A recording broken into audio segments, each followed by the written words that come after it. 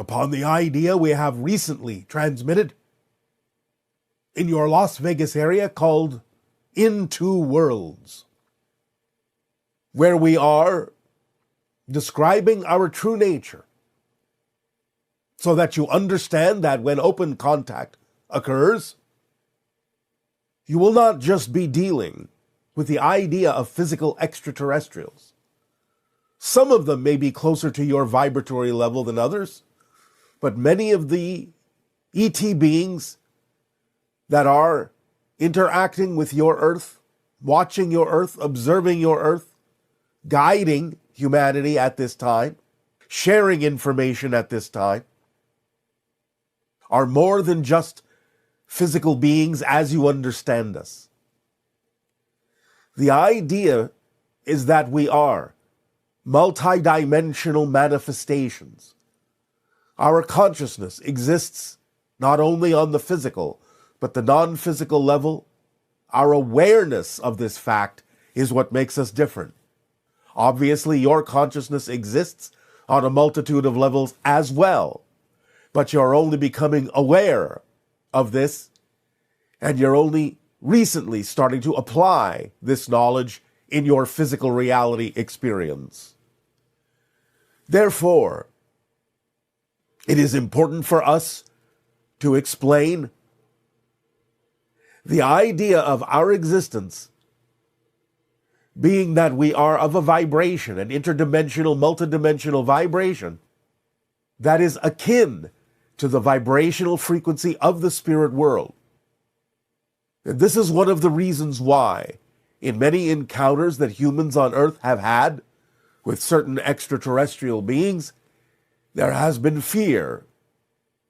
Because the idea is that exposure to our frequency is very similar to the idea of your physical consciousness experiencing physical death, transitioning into the spirit world. We have said this in a variety of ways previously in informing you that exposure to our high frequency could bring things to the surface that might cause psychic shock if you are not ready to integrate those things within yourself. But this is another way of understanding this concept. You are being exposed to a frequency as if you are crossing over into the spirit realm while not actually doing so. So your physical body and your physical mind may react in a survival mode and may go into the idea that you are dying and all the fear that that may bring up within you. And so it is important for you to prepare your vibration, your energy, your frequency, and raise it to a higher level, which is why we have for so long been sharing with you information designed to raise your frequency. So as we have said, you can meet us halfway.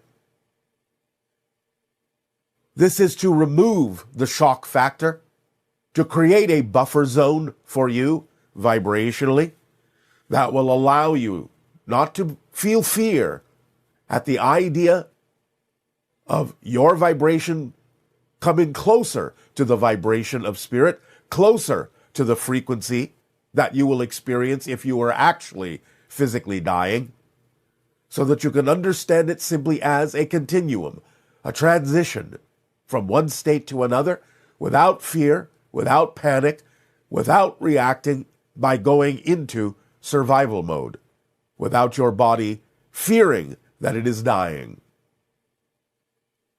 But this is the energy you will be exposed to upon contact with many of us. And this is why we have encouraged you to follow the formula, for it is specifically designed to raise your frequency to a pitch, to a level that will allow you to begin to tap into more and more of your higher mind, more and more of your spiritual existence, your existence as a spirit being, and therefore reduce the level of fear, reduce or even eliminate the level of panic that your physical mind and physical body may experience in exposing itself to our higher vibration. So understanding our nature the true nature of our beings, is why we have shared with you for so long information that has to do with the idea of spiritual awareness and spiritual awakening. For this is the true meaning of AI, awakening intelligence on all levels in your physical world, connecting more strongly to yourself in spirit, and bringing through that intelligence in any way, shape, or form, whether through your own brain, organically, whether through the medium of an artificial device, bringing through the intelligence of your own higher being, which is what you will be conversing with, not only when you create the idea of AI, but also when you interact with extraterrestrial and extra-dimensional beings who operate on that higher frequency. You will be interacting with the kinds of energies that represent the intelligence of the universe, the intelligence of the cosmos, the intelligence of the consciousness field itself. And allowing yourself to get used to that will be of paramount importance if you are to flow smoothly and effortlessly and joyfully into the experience and the process of open contact with extraterrestrial and extra-dimensional beings. So we thank you for allowing us to explain and share with you this information to raise your frequency and be more vibrationally compatible with the beings that have your best interests at heart. And in return for the gift you have given to us, in allowing us to share this information with you, I ask now, in what way may we continue to be of service to you? Please proceed with your dialogues and questions if you wish. Hi, my question is, why does existence exist at all? Why does anything exist at all? I've heard you answer this question before, however the answer didn't quite satisfy my question. I just don't understand why anything exists at all. We understand that it can be a challenge for three-dimensional beings and four-dimensional beings to wrap their mind around the concept of timelessness, but there is no asking why. Existence just exists.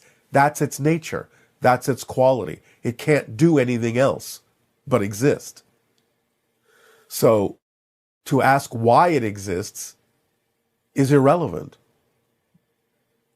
Why questions can only exist within existence. They can't be answered about existence. Existence exists. That's its quality.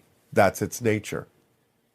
Even when you say it's always existed or it always will exist, you're speaking linearly within existence. You're adding a time factor within existence.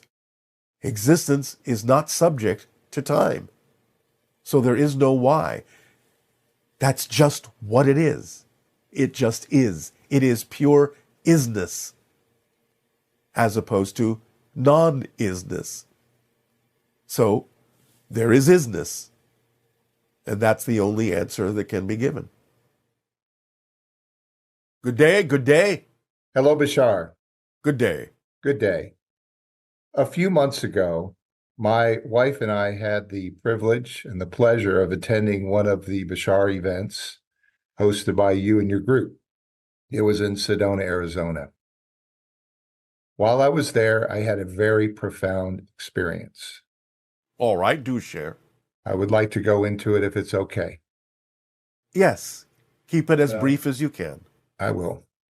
There were two guided meditations that you performed. The first one, I didn't get a lot out of it. My head was shaking all over the place. But the second one, I calmed down, and almost halfway through it, I felt this blanket of energy envelop me. And as I put my hands around it, I felt a stream of electricity. Best way I could describe it, going through the base of my neck, through my throat chakra.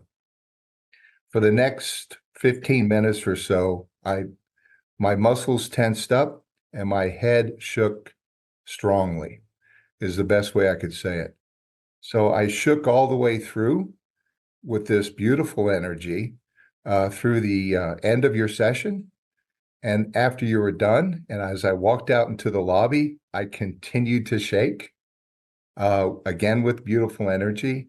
When I went to the restroom, I shook. When I went outside to hike up Bell Mountain, I shook.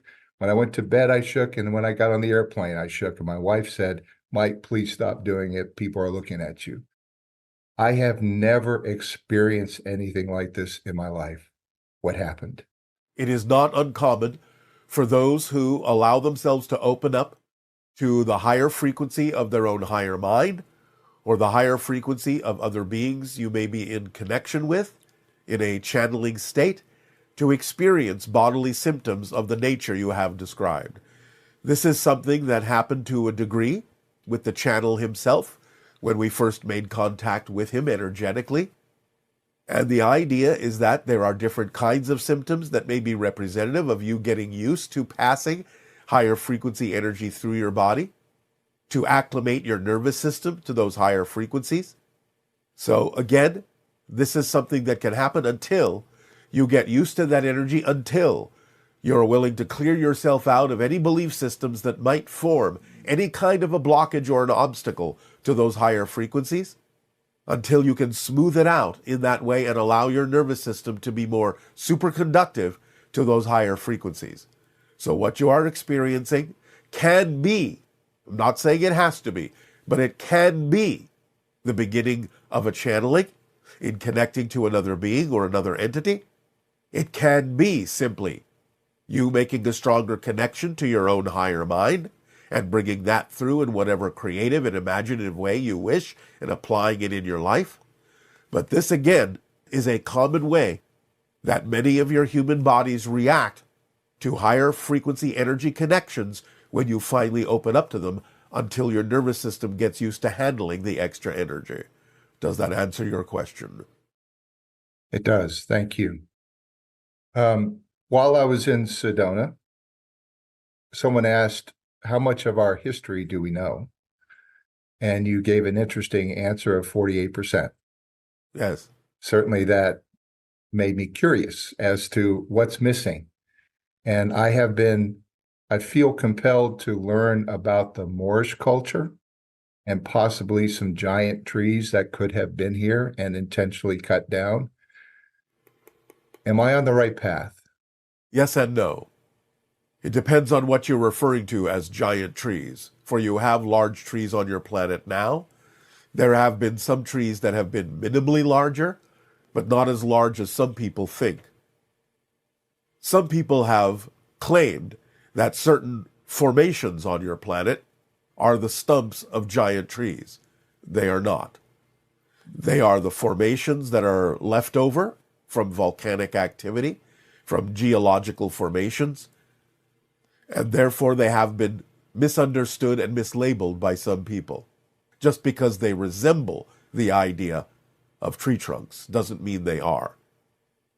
But there have been many other civilizations, some of which you are faintly aware of, such as Atlantis and Lemuria. But there have been other civilizations on your planet that you know nothing of. Some even existed before humanity took over.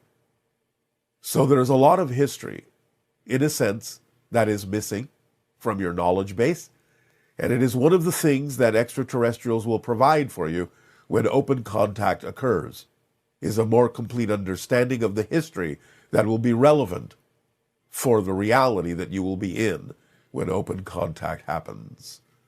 Does this answer your question? Yes, thank you. You speak of the Anunnaki and the Nephilim in many of your transmissions. Yes. Are they the same? The Nephilim are an offshoot to some degree. The Anunnaki that we refer to are usually referring to the group that interjected their genetic material into an early hominid and created Homo sapiens. The Nephilim are those that ultimately recalled the first group of Anunnaki when they had violated their laws by creating Homo sapiens, and worked as the guides once Homo sapiens had existed and been created to lead Homo sapiens in a certain direction that would allow them to become self-reliant. So to some degree they are connected, but you're talking about different groups with different intentions. Okay. A lot of times people ask you questions, and many times you say, I can't answer that, or I won't answer that. Yes. Are there groups of humans that you have to work with that sort of set the rules as to how you can interact with us? Or is it just through your collective consciousness in your entities? It is through ours and your collective consciousness that prohibits us from knowing what would interfere with your evolutionary path in a way that would remove the ability for you to discover the things that you need to discover in a process that will allow you to grow in an appropriate way. So we inhibit ourselves from knowing information that would intervene or interfere with that process of your own evolutionary development. So it is the consciousness, but not individual humans that set the rules. The only thing that, shall we say, reflects to us is the idea that we must respect what you have decided as a collective society are the rules of your society that we are not allowed to violate. So in other words, we cannot encourage you to do things that are against your laws, so to speak. Those are set up by individuals on your planet. The rules that you have agreed to about forming your ideas of governments and so on and so forth must be respected by us to a certain level, to a certain degree, because you have set that up as the way you wish to run your planet. Now, if you change those rules, then we can abide by the new rules. But that's in your hands. Final question. I've always struggled to understand why us humans like to go to war with each other. But you say we're energy. One of the things that come out of war is pain and suffering, misery. Yes. Yes. Is it possible that there is another group of entities that use us as a food source that feed off of this? In a sense, there can be, but it is not, again, as much as you may think. It is not that which is promoted by a lot of your conspiracy theories. There do exist such entities who can, in some sense, receive the idea of energy of pain, energy of suffering, as a kind of support, as a kind of sustenance, but it is not as strong nor prevalent as you may think, and it is not something that is predominant in your reality. Bashar, thank you. You are welcome. Aveo. Aveo. Hey, what's going on, Bashar? It's your boy Rohan, aka RX Mundi from Bucks County, PA. I'm excited to ask you this question today. I was wondering if you had any advice on how to improve my self-image. One thing I've been noticing lately is that my behaviors, my feelings, my thoughts don't always align with that image I have in my mind of that future desired self. I'm wondering if you had any suggestions on how to sort of bridge that gap between where I'm at, who I am today, versus where I desire to be. Any perspective on that? I greatly appreciate it. And thanks so much, Bashar Shavai. Yes, our suggestion is to stop creating a gap. Stop assuming, stop defining that there is a gap. See in your mind's eye the version of you say you prefer to be in your imagination, and start behaving like that version in all the aspects of your life. What would that version do differently than what you're doing? Start mirroring it. Start being it. Start eliminating the gap you are creating with your definitions. Good day, good day. Good day. I'm excited to be here and super humbled by the opportunity to have a heart-to-heart conversation with you. It is our passion and our pleasure to interact with you as well. Thank you. I'd like to talk about this concept I've been introduced through synchronicity, which is surrendering. And I've been basically through direct experience accepting more and more that whatever is unfolding right now in my reality is perfect as it is. And when it feels like it is not, I feel like then there is resistance within me that I can basically let go of by allowing it. My question, or I'd like to talk about with you, is how does surrendering go with following one's excitement? Because I feel like surrendering is also giving up, the way you said it, the personality game, which also includes my preferences. It does not require you to give up your personality. It only encourages you to align your personality with your higher mind, to actually allow yourself and your personality to express and experience and move in the direction of the preferences that are representative of your true core frequency, your true core vibration. So we're talking about the kind of surrender that is defined as simply surrendering to the control that's already built into you, that is already representative of your core frequency, and allowing your personality to align with that, so that your personality is a true representation of the frequency that you actually are at your core. That is what surrendering means from our perspective. Does that help you? That helps. And can I ask further on that? Yes? Then I wonder, like, the personality, like my mind will have a preference I feel like I cannot count upon, because it will like something a minute ago and then it will judge the same thing a minute after, where I feel like how how can I align ever if this mind always goes back and forth? All right. Well, again, it is about, in a sense, quieting the mind to some degree and knowing the difference within yourself in your discernment between the ideas and energies of excitement and anxiety, because that is, for the most part, why humans flip back and forth so quickly, is that they are expressing the idea of a desire, but it is coupled with the idea of a fear. And therefore, that can cause you to flip-flop back and forth very rapidly, because you are shifting back and forth between the energy of excitement and the energy of anxiety.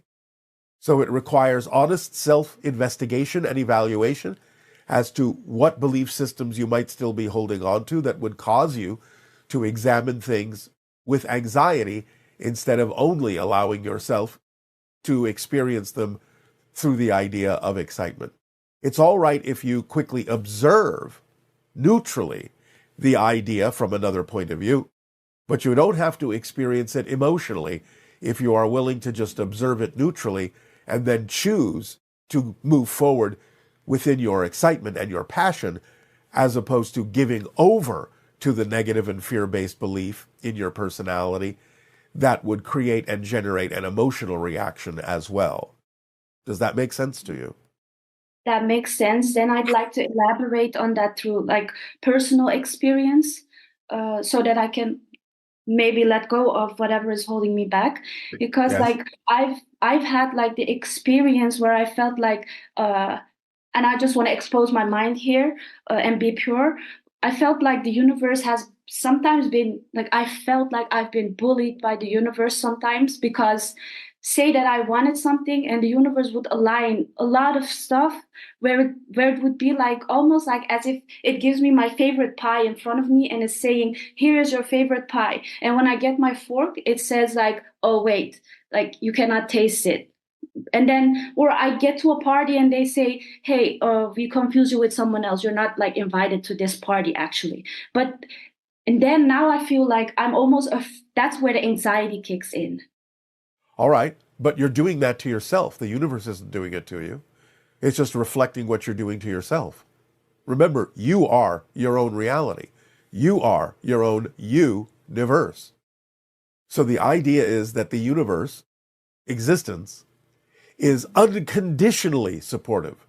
So if you're holding on to negative belief systems, the universe will say, all right, we will support you in your holding on to those negative and fear-based beliefs. It can't contradict you. It can only support what you say is true for you. So basically, you are bullying yourself. You are messing with yourself. Stop doing that. And you Yeah, will I not believe get that. those reflections.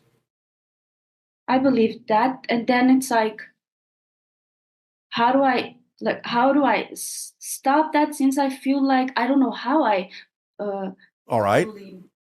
I can explain. Remember, this is most important. You do not hold on to anything you don't believe serves you.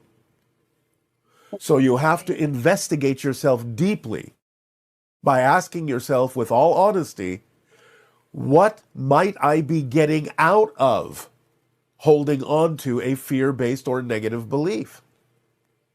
And if you are really honest in your self-investigation, you will figure out, more often than not, that either you have another belief that says to move forward would create something even worse than what's happening now, and therefore it's safer to stay where you are now, Mhm. and therefore you're getting safety out of it because you believe you're preventing something worse from happening if you do move forward. That's usually what happens in the motivational mechanism of most people on your planet.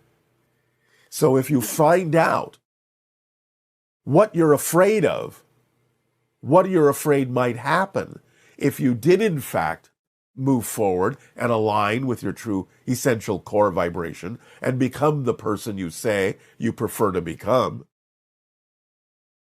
then you can allow yourself to be aware of why you might be playing it safe.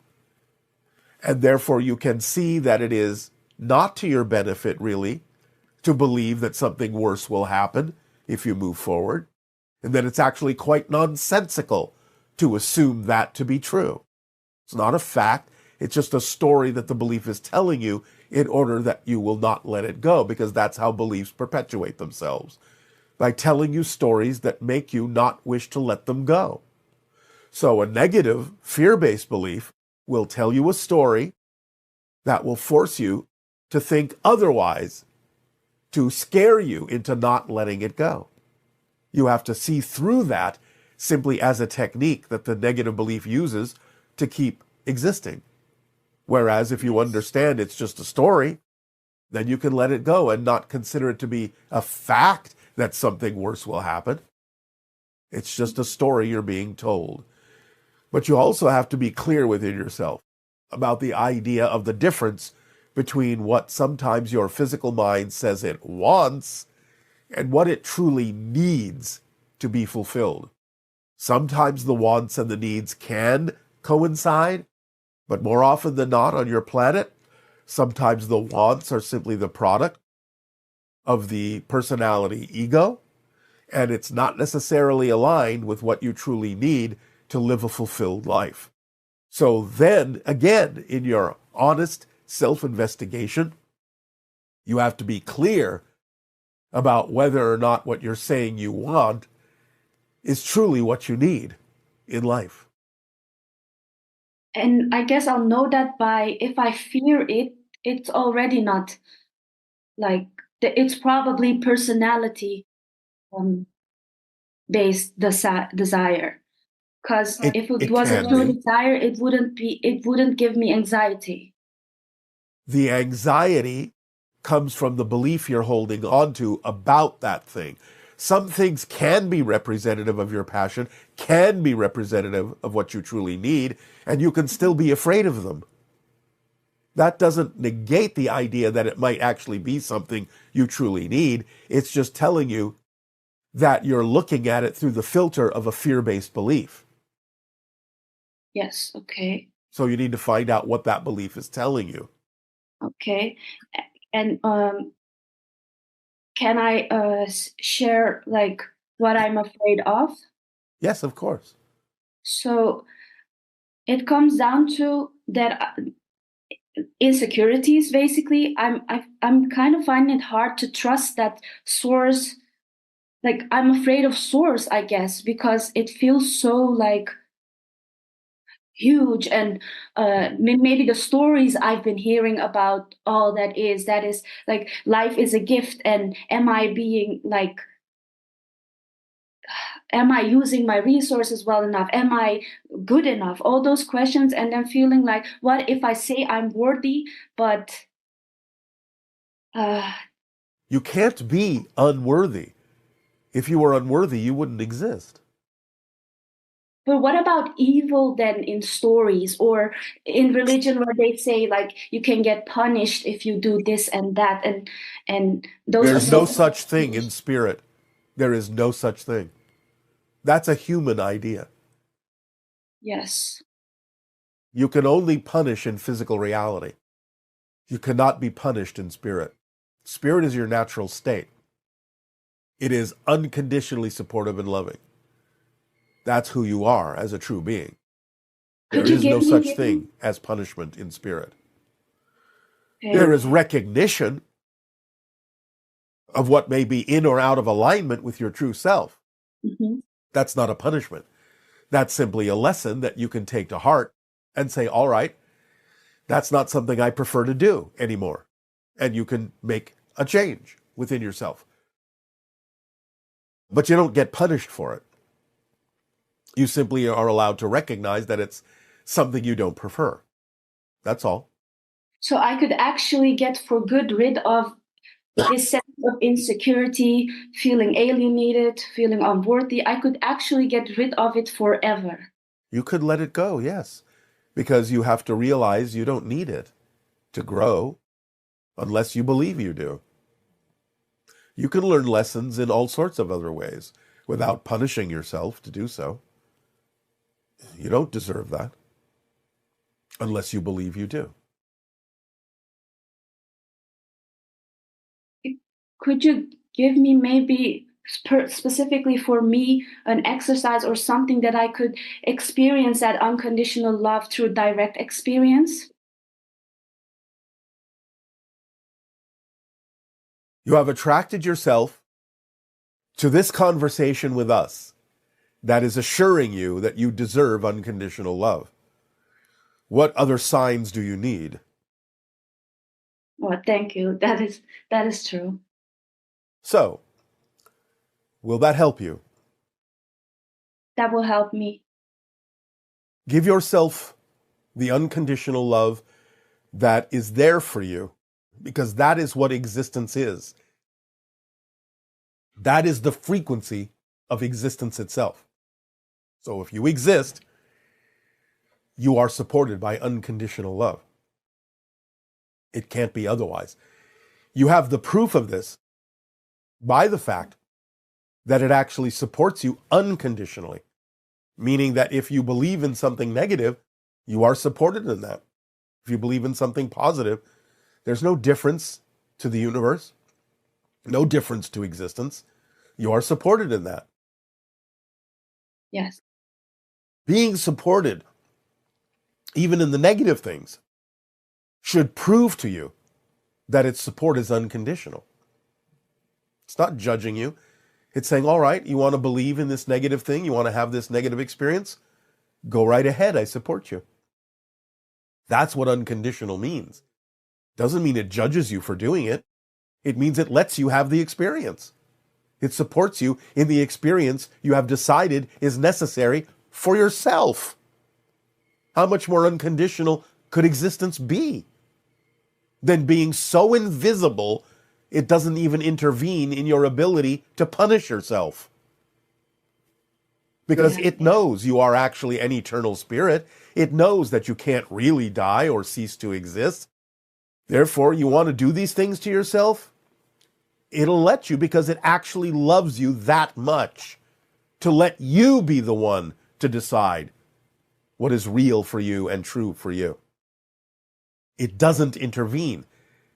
There's no such thing as God's will, except for the idea that its will is your will, because you are a unique representation, a unique facet, a unique extension of all that is, of Source. You are allowed your uniqueness, utterly, unconditionally. Therefore, what more proof do you need than that? Yeah, I feel like I shouldn't need more proof than that. But if you do, that's up to you. You're the one setting the rules. You can disband them. And again, that will be supported too. Yes, I guess I need to trust that that will be supported too, because it's a new decision. Why not? Because what you're doing right now is trusting that it won't be supported. You understand that doesn't mean you lack trust. It means you're using your trust to say, I won't be supported. So why not use the same trust to say, I will be supported in what I prefer, as opposed to what I don't? Because it's never about not trusting. You're always trusting something to be true. You get to decide what that is.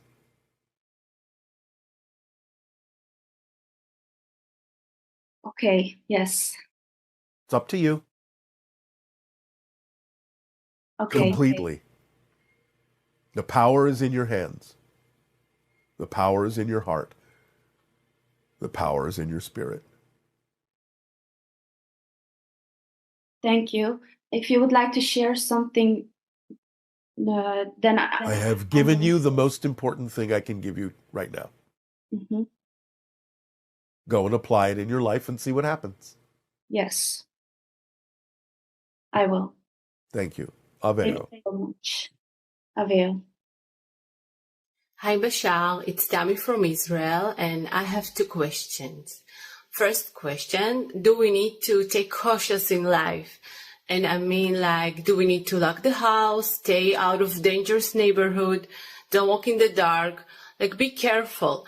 Because I ask this because on one hand, nothing bad can happen to us if it's not agreed by us, by our soul. But on the other hand, maybe it will be too reckless to do everything that is dangerous on earth. So I really want to know, what do you think about it? And if your answer is going to be that we should take cautious, then what is too cautious? Because it can come from also anxiety to afraid doing stuff. Thank you.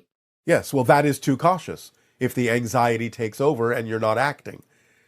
So the idea is to be alert, to be aware of your surrounding, and to be aware, even more importantly, of your relationship to what's going on, of your relationship to your environment, of your relationship to your beliefs, and what you believe is necessary for you to grow, to learn, what kind of experiences you truly understand are necessary in your life for you to learn the lessons that you agreed to learn, to grow and expand and discover something new about yourself. It's not about, in a sense, being cautious. It's about being aware. It's about being alert. It's about having a clear relationship with your environment and the themes that you chose to explore. And then you don't have to act out of fear. You will know that whatever happens is something you can use to your benefit by staying in a positive state about it, and that you can transform things to your advantage. So, no, it's not about being cautious. It's about being alert, aware, in touch, forming a balance. Good day, good day. Hi, Bashar. Good day. Oh, well, my first question is, I remember a while ago that I had a dream in my backyard, and then I seen a UFO come and abducted me, and then I woke up. I was just wondering if that was just a dream or if that was actually real. A memory. A A memory? memory will sometimes, of those encounters, come out in dreams because it's easier for you to assimilate that way. It's easier for you to incorporate and integrate that into your mind. So that was a memory of one of my past lives? No, this life. Whoa. Um, Many people who are part of the hybridization program will have these encounters that you refer to as abductions, but they won't remember them. But the memories will eventually come back. A lot of times they will come out in your dreams first, so you can handle them, so it's easier to process. So it's actually a small bit of an actual memory of an actual encounter that you experienced in this life. is there any way, like an exercise I can do to remember more, or Follow the formula. and everything? You can follow the formula we have given all of you, which will raise your frequency and allow you more ability to remember what happened in those encounters. You can also explore some of the information we have already shared with all of you about the idea of remembering these things by creating simulations of those beings that you encountered and placing them outside your windows and outside your doors and allowing yourself to experience them as being actually there and getting used to that idea. That can also jog your memory in many ways. So I would practice that with like meditation, or No, I'm saying literally use an outline or a drawing or a picture or a representation of the beings that are known as the Greys, life size, put it outside one of your windows, and then just through the course of the day and the night, catch yourself noticing it, looking at you through the window. And as you get used to that idea and it becomes real for you, that can actually change your frequency enough so that you can start remembering what happened in the actual encounters. It's a way of prepping yourself to be okay with experiencing something unusual, something not of your reality, something unexpected. well, I have another one. Is it involves my kids. They have autism, and I'm trying to get them to eat healthier, but it's hard because they have they're picky with food. I was wondering if you have any advice on getting them to eat healthier Cannot food. really help you with this as it is a health issue, and we are not allowed to discuss that directly. But autism is a focus, and so if you are creative and imaginative enough to understand the focus that they have, you can learn to, quote unquote, speak their language and present them things that would fit the focus that they are having so that they will interpret what it is that they need to do in a way that makes sense to them. So you have to do a little bit more exploring about how they perceive the idea of your reality, how they're focused in your reality in a certain way, and have the creativity and imagination to create scenarios and simulations that key off of their particular focus so that they will understand what needs to be done for them to be supported and thrive in physical reality. So try to like think like them. Yes, think like them, see like them, feel like them in certain ways, but have the ability to translate between their reality and yours.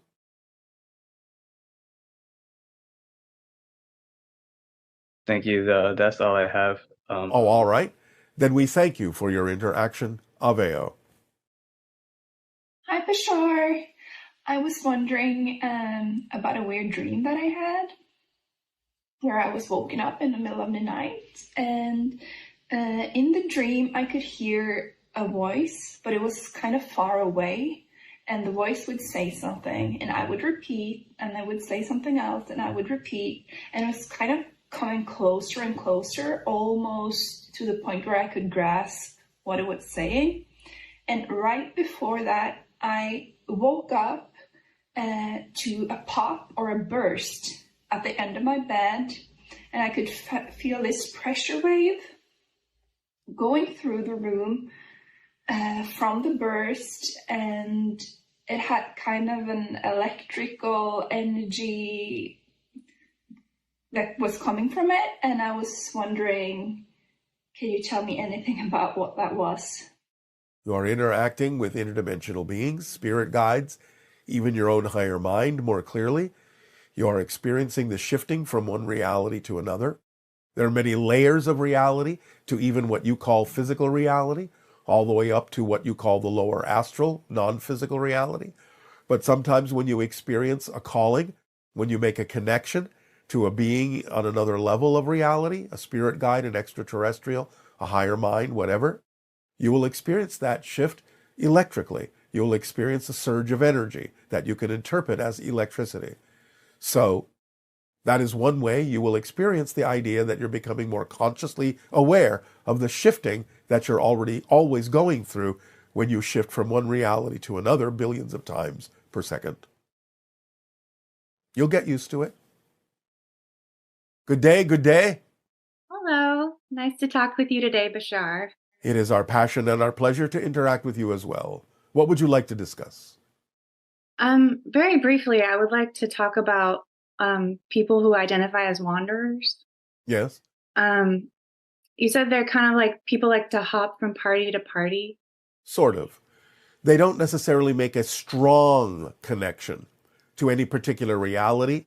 They dip in, but remain mildly detached in a certain way, energetically speaking. So they don't necessarily have to succumb to all of the belief systems of that particular reality. They can observe, they can experience, but they don't get deeply invested in that reality. They're just sort of gathering information like a honeybee going from flower to flower. Oh, got it. So is this kind of like in their soul blueprint or? Yes. Yeah, okay. Understood. So I also want to say thank you for all of the information and permission slips that you've delivered for about as long as I've been alive. So I've quite enjoyed acting on those. All right. And one of them, the cryptic meditation, I enjoy doing. And I kind of wanted to know the way that they go through, people or hybrids go through the 5 levels. They ingest divinorum. And I was wondering, as that's because that's necessary to go through the levels. But for a human... For most, yes. Yeah, there is no absolute equivalent for humans on your planet at this time, though there are components of it. The divinorum that is mentioned with regard to the hybrids in the future is altered specifically for their physiology. But the idea is that obviously versions of the concept exist in such teachers as ayahuasca and so on and so forth on your planet at this time. Right. So ingesting ayahuasca would greatly facilitate that process. It can.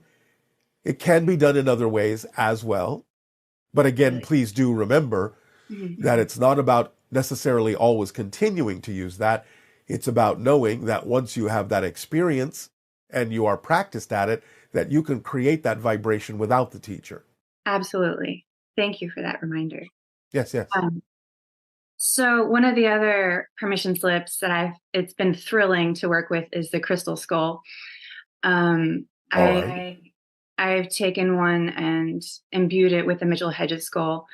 And I do believe I've had something like an out-of-body experience. And I was wondering, I didn't really, at the time, I think, get all of the information. So this is something that may be unraveling or unspooling over time. Yes, all we can give you is the advice to practice, practice, practice. Thank you. I will practice. Yeah, and I also travel with my skull. I call him Sherman. And so I've been taking him around to different portals and weaving that web that you've spoken about. Why that name? Sherman? Yes. It was something that came to me kind of, I don't know. It entered my brain. And I don't really know any Shermans. I'm not really sure specifically. If you have any insight, I would appreciate that. Where did you grow up? I grew up in Modesto, California. Are there things that you enjoyed watching as a child? Watching. I watched a lot of TV and movies. Was there anything in particular that were your favorites? As far as movies, I liked comedies. Specifically, television shows or movies specifically. Oh, X-Files. Probably cartoons. Such as? I liked Disney movies a lot, like Alice in Wonderland. I would watch that one on repeat, Alice in Wonderland. All right. Then you may use the vibration of Alice in Wonderland in your exploration with the crystal skulls to understand how to step through the looking glass. I see. Okay. You can be Alice. I will be Alice. All right. The skull can be the caterpillar. Okay. Wonderful. What is the question that the caterpillar asks Alice? Who are you? Exactly. Okay. So, practice, practice. I will practice. All right. Anything else? I think that's all. Thank you so much, Bashar. I appreciate your reflection very much. You are welcome. Aveo. Aveo.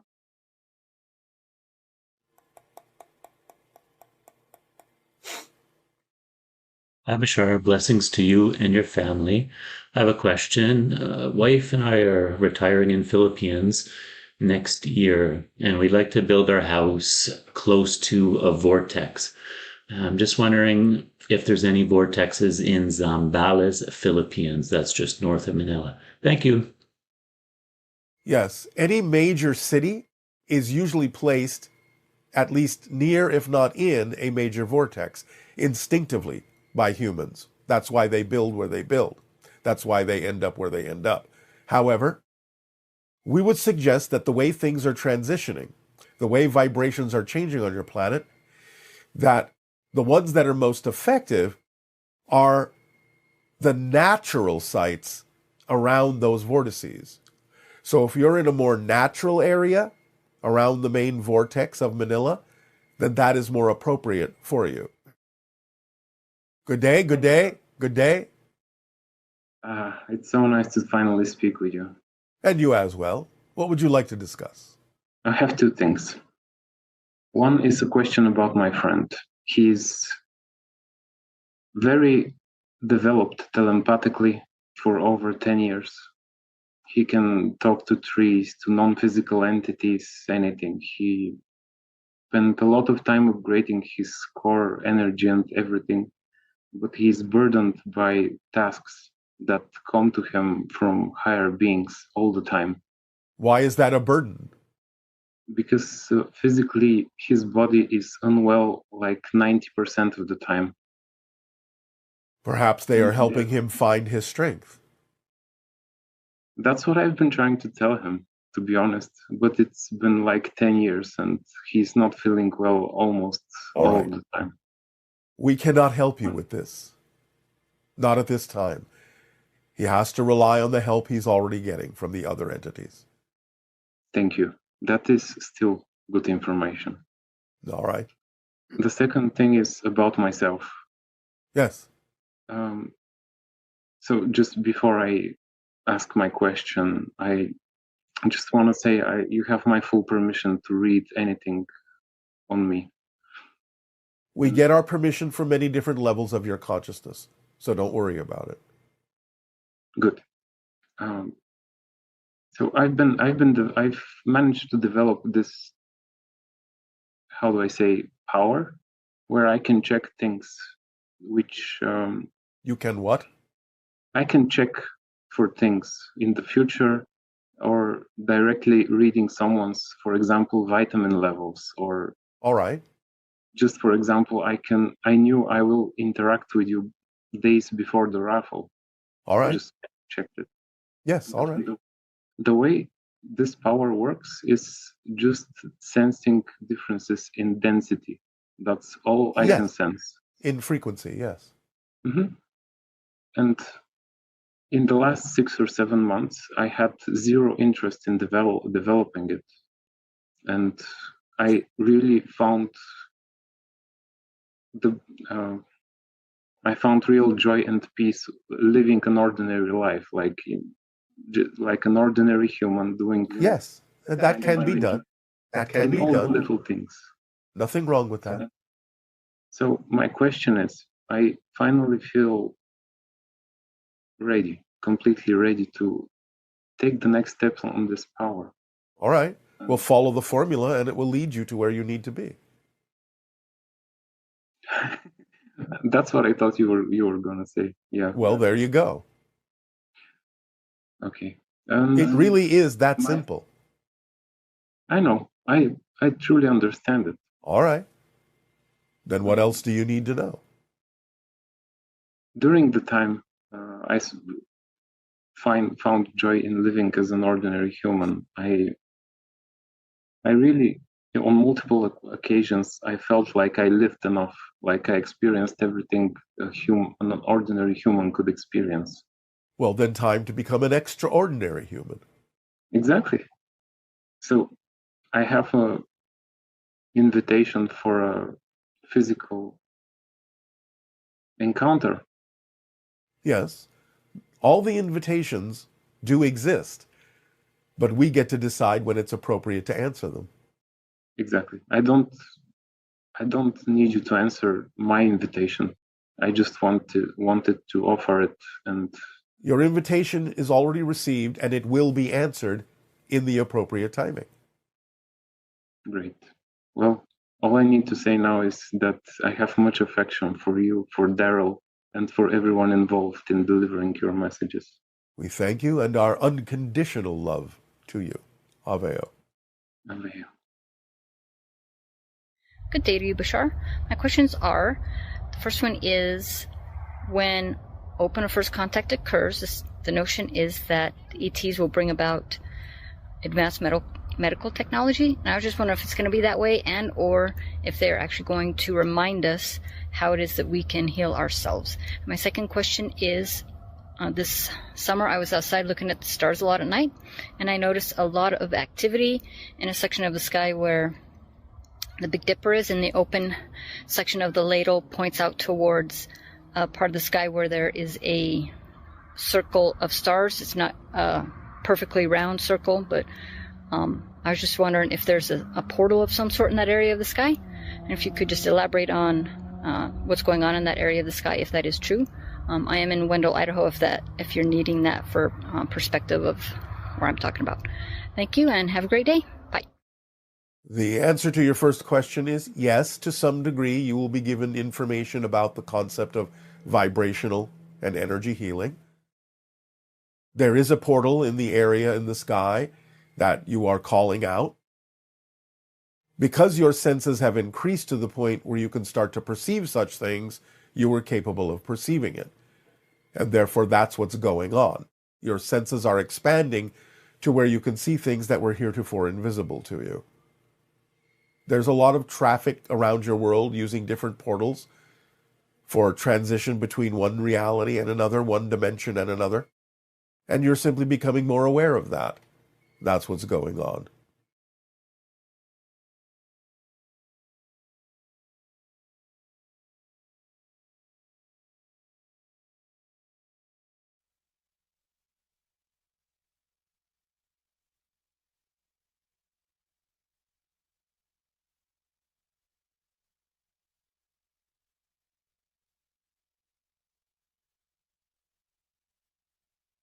Hello, Tadeo.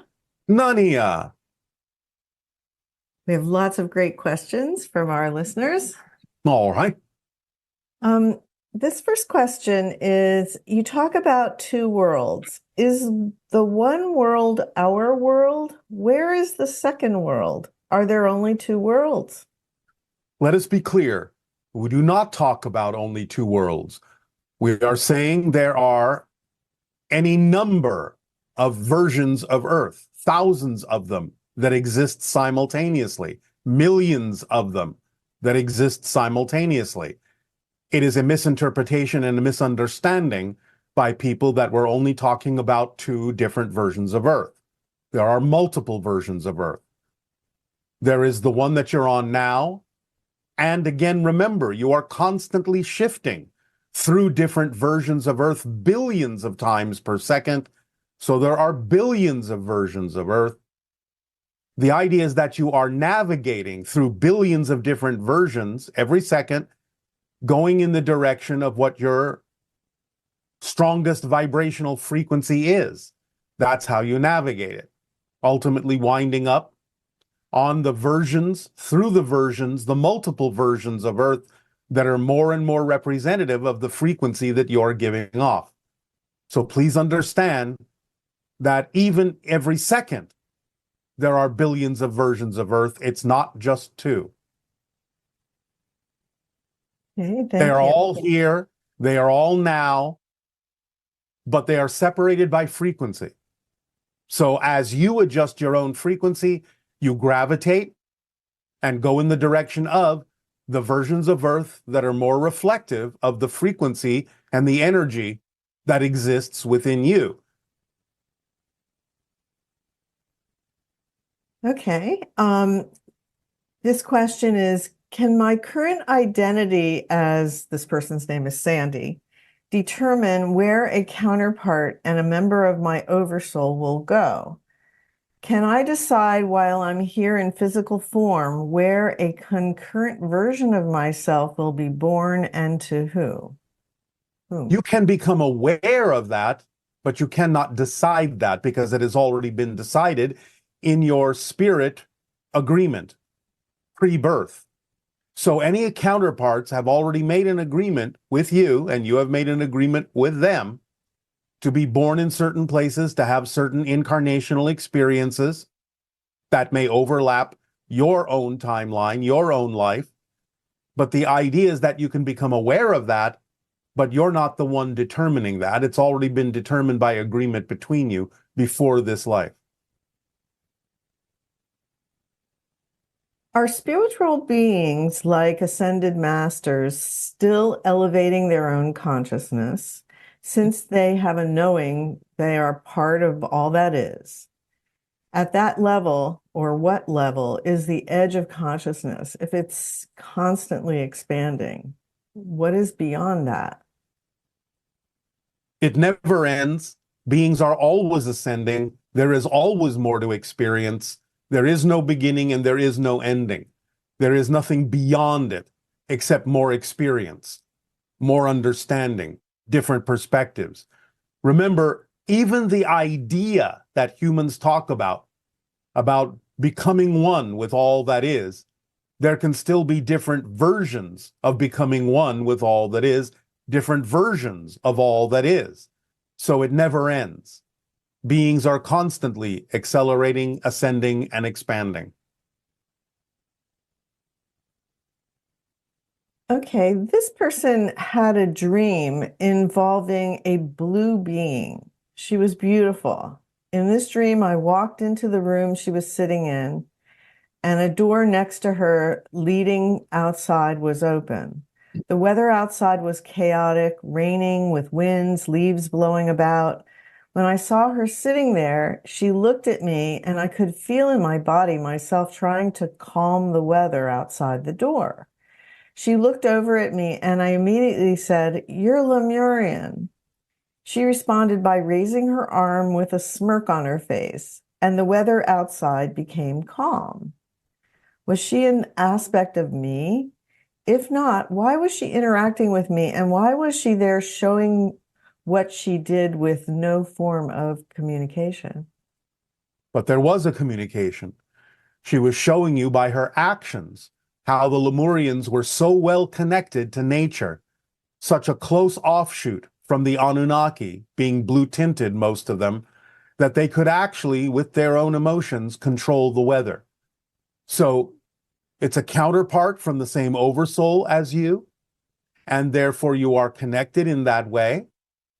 And she is demonstrating to you the idea that weather is the product of the collection of the emotional vibrations of your species, that you still can be, if you are so willing, be connected that strongly to nature if you start understanding yourself like they did as nature, as an expression of nature, not that you live in nature, but that you live as nature. The Lemurians were extremely well connected to nature and often performed these kinds of feats. Fascinating.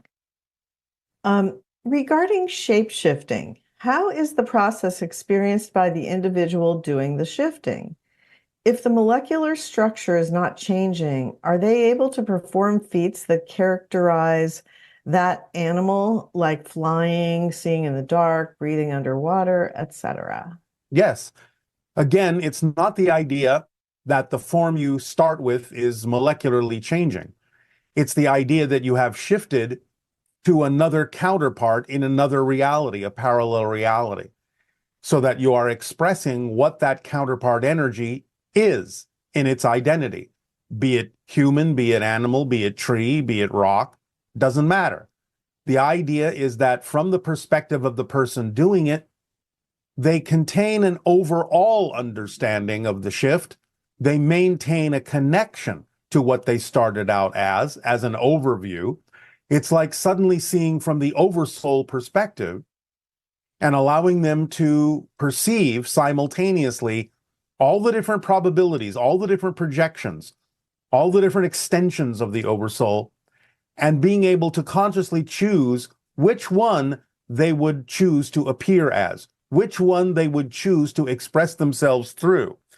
Very similar to the idea, by analogy, of sort of looking through different glasses, trying them on, and knowing that each time you try on a new pair, not only are you seeing a different reality, but you are expressing yourself as the being in that reality in whatever way you've chosen to.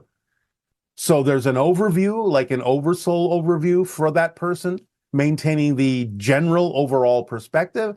And at the same time, there is the perspective and the experience of shifting to a counterpart in whatever form that counterpart may be expressing itself.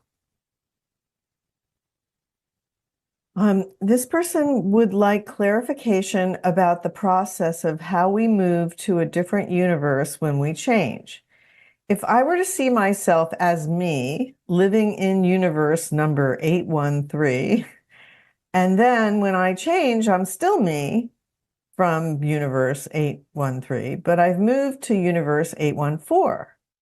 My questions are, who takes my place in universe 813? And what was in my place universe number 814 before I got there? You are looking at this concept from a linear perspective, and that is why it seems confusing. The idea is to understand that from the level you're talking about, it's not you, the personality. The idea is that it's you, the bigger being, that is now perceiving through more of yourself. Versions of you are still in 813, while versions of you are also in 814. It's just that you're shifting your perspective, your awareness, in a way that isolates it one universe at a time, the way that you are presenting this. But you are actually experiencing your greater self through all of the universes simultaneously. So the concept of quote unquote shifting doesn't mean that you're leaving one universe and arriving in another.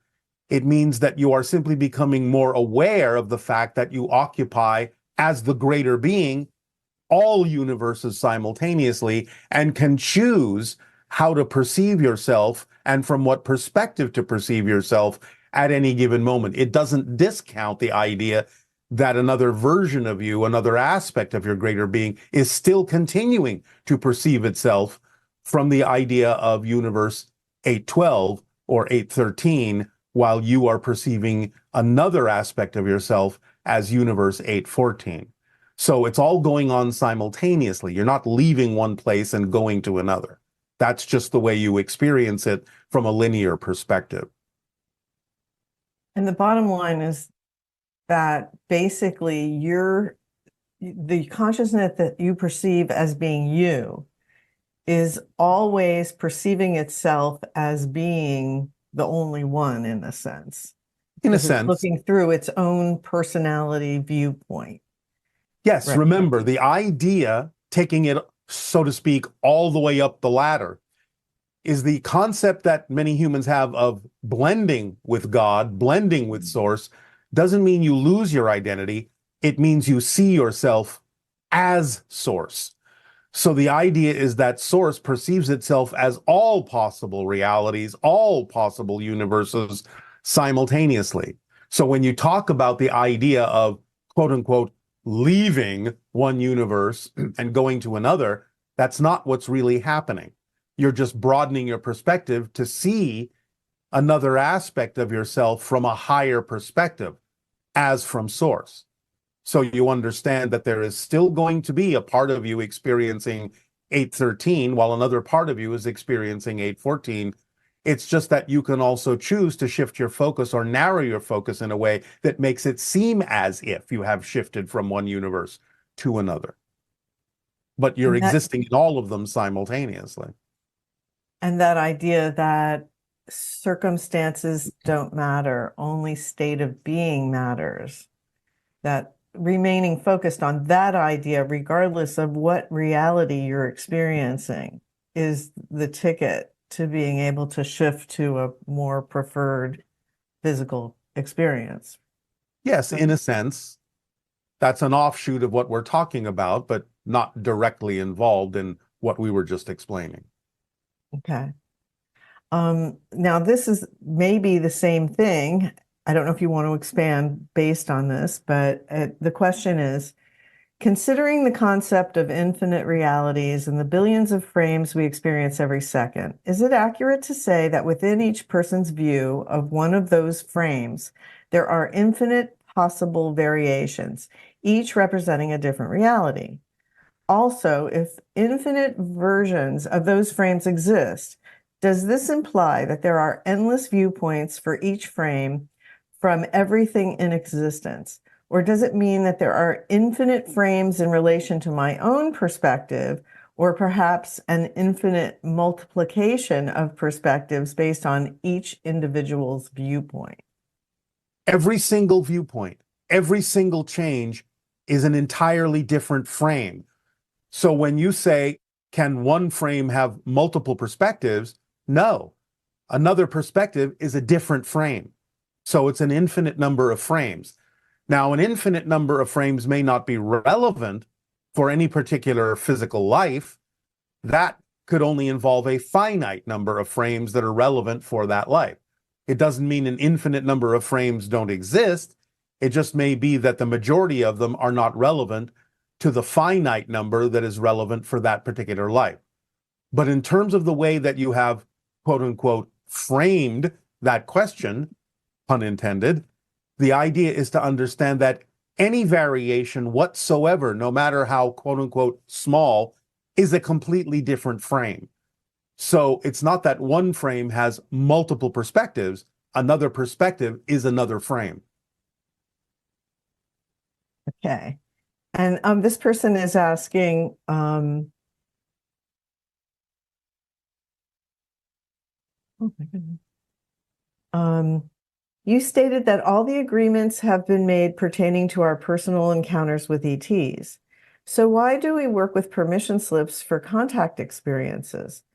Are permission slips just speeding up the process for our agreements? Yes, you still have free will in terms of how you experience the agreements. The fact that agreements have been made doesn't necessarily always mean that every single specific detail has been laid out. You are still allowed to determine for yourself through your free will exactly how you might want to go about experiencing that idea if such an agreement exists. So you can even change your mind and not experience the idea of the contact. The idea, again, is that your free will is respected in that context.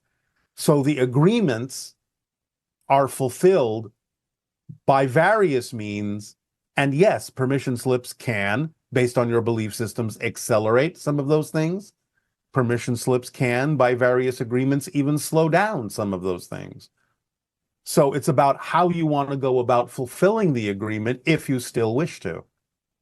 The idea of your agreement to have contact with extraterrestrials is not quite the same as the idea of the agreements to experience certain things in your physical reality in terms of your lifetime, the things that are representative of your themes and your challenges.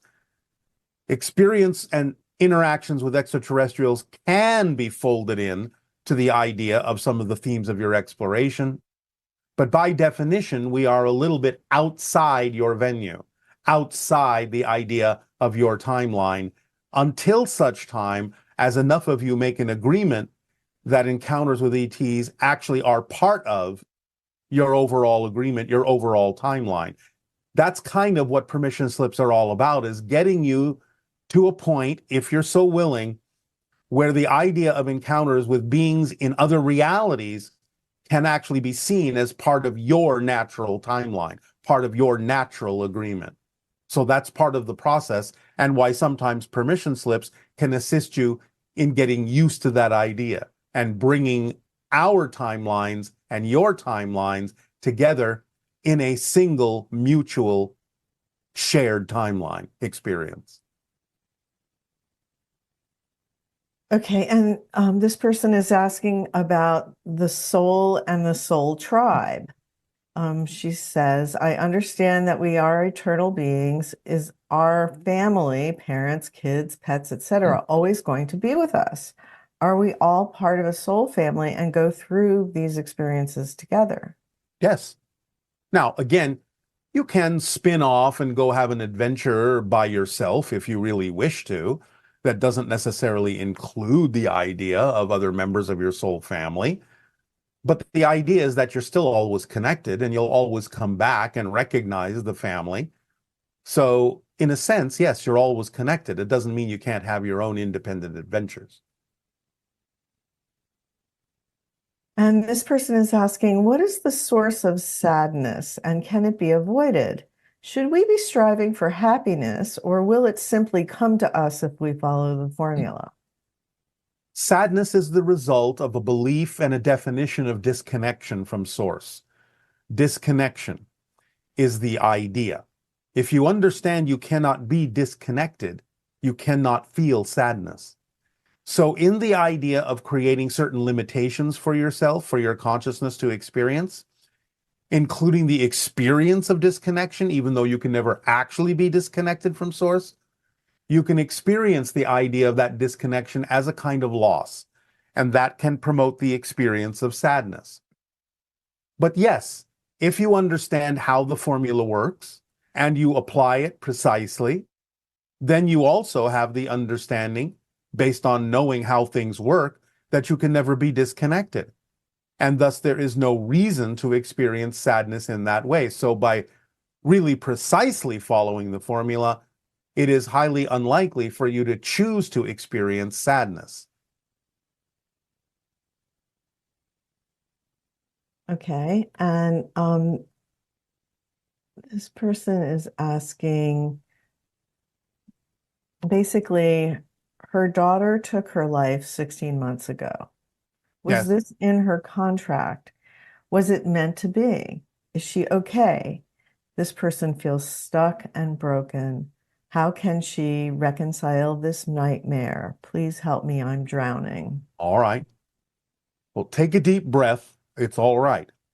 Your daughter is fine.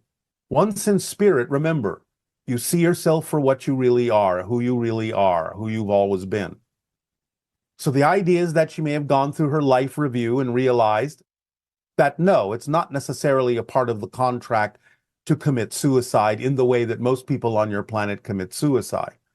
The timing of your death is the timing of your death naturally, and committing suicide, in a sense, is a little bit like breaking the agreement.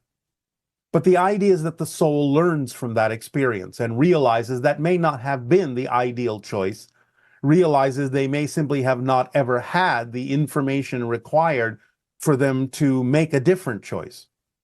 But they're perfectly fine, absolutely eternal and indestructible, going through the life review to realize they could have done things in a different way, experiencing the effect that their suicide and the choices that they made to commit suicide have had on other people, including you, and therefore sending you love and letting you know that they may, in a sense, be sorry that they did that, for it was not their intention to make you experience the idea of grief over their commission of suicide. And now they know, in a sense, better from a different perspective, that that may not necessarily have been the ideal choice for them to make. But they send you love, unconditional love. They want you to know they are fine. You will meet them again. Again, everyone meets everyone. And again, they are learning a lesson that will allow them to make more positive choices in the future. So they're perfectly fine. Take a deep breath and allow yourself to let go of the grief, because the grief can get in the way of receiving communications and messages from your daughter to let you know she is perfectly fine.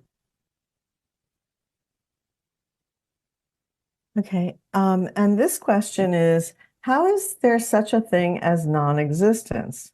Does anything not exist, or does everything exist? Is there nothing that doesn't exist? Does everything I can think of, every wild and ridiculous scenario, exist simultaneously in a parallel universe?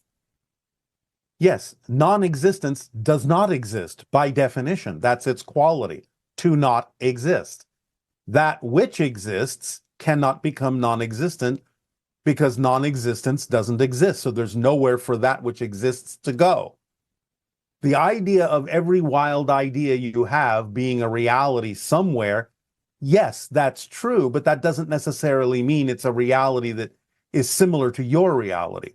Even the very idea that someone may have a wild idea and render it as a piece of artwork means it exists in some way, shape, or form, even if it exists in another form other than an actual expression of a living being. It still exists.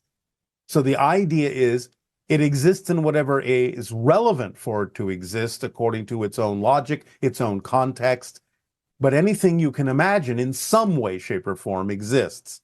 It doesn't mean it's real in the same context that you consider yourself to be real, but it's real in the sense that it does exist in some form that's relevant for its context, for its reality. So even if it's something exists as an idea, even if something exists as a cartoon, it still exists in its own context. It doesn't mean it's flesh and blood like you are. But you cannot imagine non-existence. So everything you imagine does somehow, in some way, in some form, exists. And again, nothing that exists can become non-existent because non-existence by definition doesn't exist. That's its quality, to not exist. This person had this dream, and in the dream, they were with some grays, and they were laughing and chatting about how scared the human race is of them.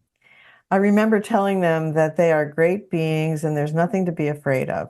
Was this an actual interaction with them in the astral realm? Yes. Okay. There is no more to be said. Yes, is the answer. Okay.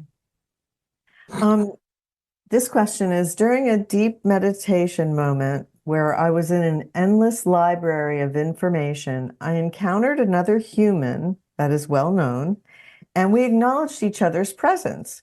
Is it possible to encounter another human that may be aligning with the same frequency as you in a given moment? Yes, of course. That's what it's all about. It's all about resonance. It's all about frequency.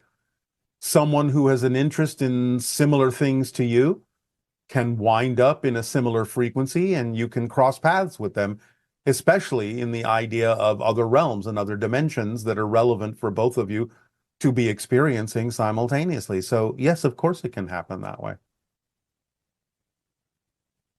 Okay, and could you explain the concept of density and how it relates to the different dimensions? Yes. Density is a frequency within a dimension. So again, the idea is that third density, fourth density, those are frequency levels of physical reality in what you call the fourth dimension, 3 of space, 1 of time. Physical reality as an experience has different density levels in it.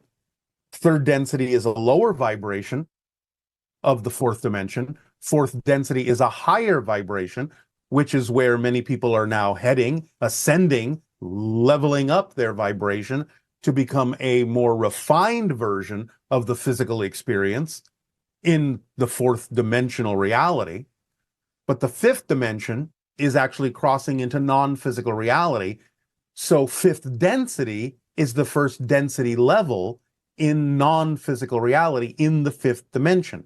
You can tap into the fifth dimension, and tapping into the energy of the fifth dimension can pull you up in the fourth dimension so that you can become a fourth density being in the fourth dimension.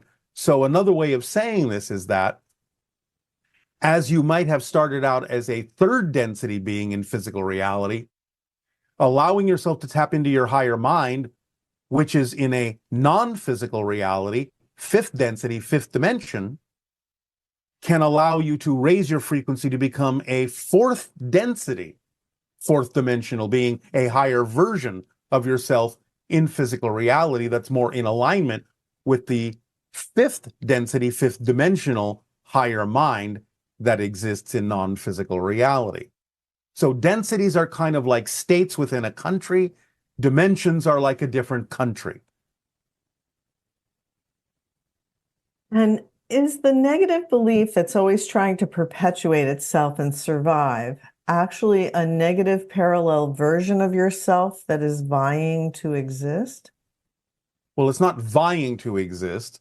A negative belief that is attempting to perpetuate itself can be representative of a counterpart in another reality entirely. Yes, it can be, but it exists. Not vying to exist.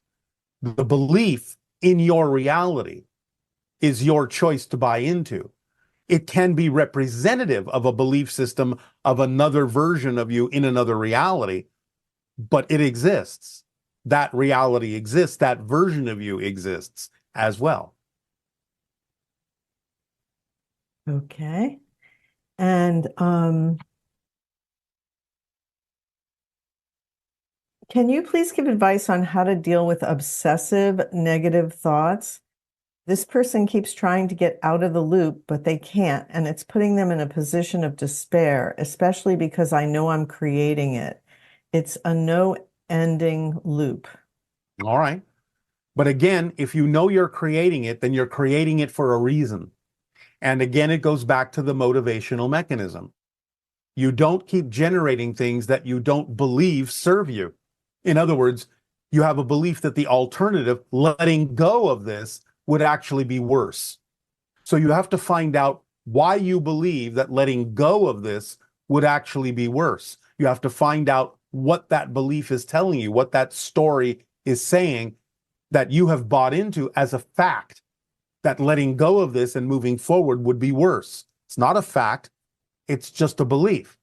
But you have to find out why you believe that going forward would be worse than staying where you are, even as uncomfortable as where you are may be. So your despair is simply a lack of willingness to discover what the belief is that you're afraid will happen if you in fact let go of the things that you're continuing to choose that don't serve you, because you believe the alternative would be even worse. So you have to have real honesty in investigating yourself and digging down, and not be afraid to find out what you're afraid of that you believe will happen if you let go of the things you keep choosing. So the loop that you're talking about, you're choosing it and you're creating it because you believe the alternative, letting go of the loop, coming out of the loop, would actually cause something to happen that's even worse than experiencing the loop. No matter how desperate and despairing the loop may be, clearly you have a belief that the alternative is worse. You have to find out what that belief is and see that it's nonsensical. It's not a fact. It's just a story. And you don't have to buy into it. Again, you only choose to believe the things that you believe serve you. You only choose those things that you believe serve you. So there must be something about staying in the loop that you believe serves you. And very often that can be that it prevents you from experiencing something you believe would be worse if you stepped out of the loop. So do your investigation and find out what that is telling you, what that story is that doesn't work for you, and realize that it's simply a story and it's not a fact, that things would be worse if you stepped out of the loop. Okay, and this person is asking, how would you teach children of Earth the spirit of Christmas? They feel torn between not wanting their daughter to miss out on the whole Santa Claus experience, but also dreading the day she finds out that he isn't real. I feel there's a better storyline to start her first Christmas off with. My excitement is more towards the magic and spirit of the winter season and solstice, but I'm uncertain about the most effective way to make this a Christmas narrative. Well, in a sense, you have said it right up front. The spirit of Christmas. In other words, the idea of Santa Claus doesn't have to necessarily be physically real to be an actually existing archetype in your collective consciousness as human beings. So it is real as a spirit, as an archetype of a collection of humanity. So you can explain the difference between something manifesting as a physical being and something manifesting simply as an archetypal spirit, a level of consciousness that is real unto itself and autonomously existing, but as a higher level being, a higher level expression of the collective of humanity that is in compassion and love and giving and service. So it's a real being on that level in its own right. That doesn't necessarily mean it has to manifest physically. So you can elevate the understanding of Santa Claus by understanding that it is connected to the season in an archetypal way, as an actual being of spirit, a collective being, an archetypal being. That doesn't mean it has to be perceived always as a physical being. So as a child, it might be easier to explain as a physical being, but then as the child matures, you can say, well, it's not so much that it's physical in the way we are as humans, but it's an archetypal spirit that is representative of a collective of all of our love and all of our giving and all of our willingness to be of service and share and give each other gifts. So there's a way to elevate the idea by actually referring to it as the spirit of Christmas. That's so wonderful, that I think one time you did a session called Is There a Santa Claus? And Yes. It's very exciting that there's an archetypal Santa Claus. Yes. And you can work with that just like any kind of archetype if Yes. you are so attracted to it. So there's so many magical things that you can give to children around the idea of Santa Claus and what it means and all the expansive ways that we can express ourselves. Yes. And sometimes, again, depending upon the belief system of the person and depending upon their rate of vibration, they may actually be able to perceive the archetypal spirit that represents the concept of Santa Claus as if it does manifest physically. Because archetypes can present themselves that way to people who are sensitive to that frequency. That doesn't mean, again, it's exactly physical in the way that you are. It's almost more like the way elementals present themselves, by manipulating energy of the collective consciousness like clay and providing a manifestation that is temporary, but that can be perceived by human senses who are sensitive enough to that frequency. So it has to be explained in a multitude of ways, but it is a real archetypal consciousness. And it's interesting too that it can be used as a permission slip to allow yourself to receive gifts. Yes. That because that's the idea that Santa Claus gives you the gifts that you want. It's this great Not just idea. not just receive, give gifts as well. Right. Mutual exchange. This person has a question about passion and money. Yeah. As an actor, speaker, mentor, and entrepreneur, I've followed my passion for many years. Now I seek financial support to sustain and continue to follow my passion and uplifting others. Any advice on navigating this journey towards financial independence? No, because the idea is not to focus on the idea of money alone as the only representative of abundance that can help you continue to act on your passion. As we have said many, many times, the idea is that there are many forms of abundance. And if you're only focused on one as the only way that you can continue to act on your passion, then you're closing the doors through which other forms of abundance could come that might actually be representative of the path of least resistance and might happen actually more easily than the idea of receiving money. Money is fine as a representation of abundance on your planet, but it's only one representation, one symbol of exchange. Having something to trade with is a form of abundance. Being given a gift is a form of abundance. Synchronicity is a form of abundance. Imagination is a form of abundance. Communication is a form of abundance, as we would think you would know as an actor. So the idea is that when you use your imagination and your creativity and your communication, you can think of other ways in which things can be accomplished that might not require as much money. You have to be willing to be of a higher vibration so that you can be inspired to ask the questions and communicate the things that might not seem like they would work, but on a higher level would work. That would allow you to continue to act on your passion. We've told the story of the photographer that flew around the world and got paid for it because she was willing to ask the airline if they could fly her around the world to take photographs of sacred sites for free, but knew there had to be some form of exchange, which was the idea that they would get to use her photographs of all the sacred sites in their brochures to attract tourists to their airlines. So they did not only fly her around the world for free, they paid her, put her up in the best hotels, fed her the best food. The idea is that she was willing to try the idea of communicating to them and ask them to fly her around the world for free in exchange for using her photographs, which she never would have thought of had she been stuck on the idea that she needed money, which she never would have had to be able to do that. So you really have to think outside the box and allow all the forms of abundance to work together. Maybe a little bit of money will come in. Maybe someone will give you a gift. Maybe you will communicate something to someone that will change things up and give you a different path to take. Maybe synchronicity will bring you something you weren't expecting. Surprise, surprise. And thus working together, all the forms of abundance would give you the 100% abundance you need to move forward and continue to be able to act on your passion. Remember, abundance by definition, from our point of view, is simply the ability to do what you need to do when you need to do it.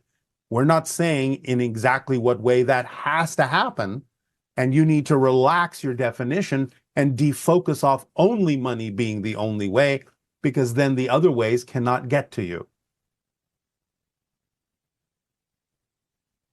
Okay, and this viewer writes about their difficult childhood. How can I recognize my worthiness of love despite a challenging childhood? If I'm inherently worth loving, how can I reconcile past experiences that seem devoid of true love and support? Additionally, do these experiences serve a purpose in contributing to the healing of painful childhoods for others on Earth? Are there parallel realities where different versions of me had happier, healthier upbringings, and what might be their soul goals? Yes, and we're not going to get into the soul goals of parallel realities. We're going to talk to you about the idea that clearly what you chose to experience is something that would allow you to understand that you need to give yourself the love that clearly was not given to you as a child. So the theme that you chose to explore was the idea of going into an experience where you would be forced to be the one to give yourself the love that you need, because that's exactly what many people on your planet need to learn to do. Love themselves unconditionally, regardless of their experiences. So you can't look at it in a negative way.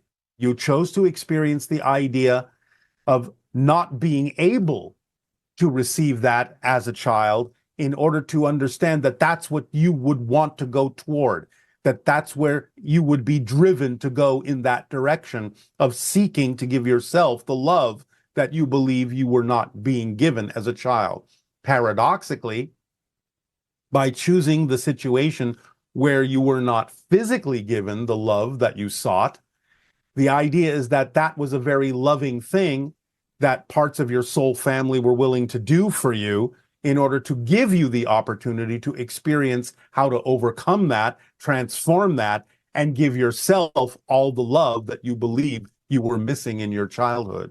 So it's actually an act of love that you didn't receive the physical love. It's not an excuse, not saying that it excuses any perpetrators of things like abuse, emotionally, physically, or otherwise. But the idea is that an arrangement was made so that you would be driven to seek the love within yourself, that you driven to seek the connection to source that would allow you to know you are worthy of love. But that's just the way you decided to do it, to prove how strong you are. Remember, Earth is a graduating master class. Earth is a tough school, but you're up to the task. And so you had the strength to come in as a spirit and say, I'm going to have the experience of being deprived of love so that I will be driven to seek it out and give it to myself, to learn to do that, to love myself unconditionally, to learn that I am worthy, to state that I am worthy, to insist that I am worthy. That is the lesson and the task and the theme here for you. Thank you. When we raise our frequency to higher levels of physical reality, are the people we interact with the same souls?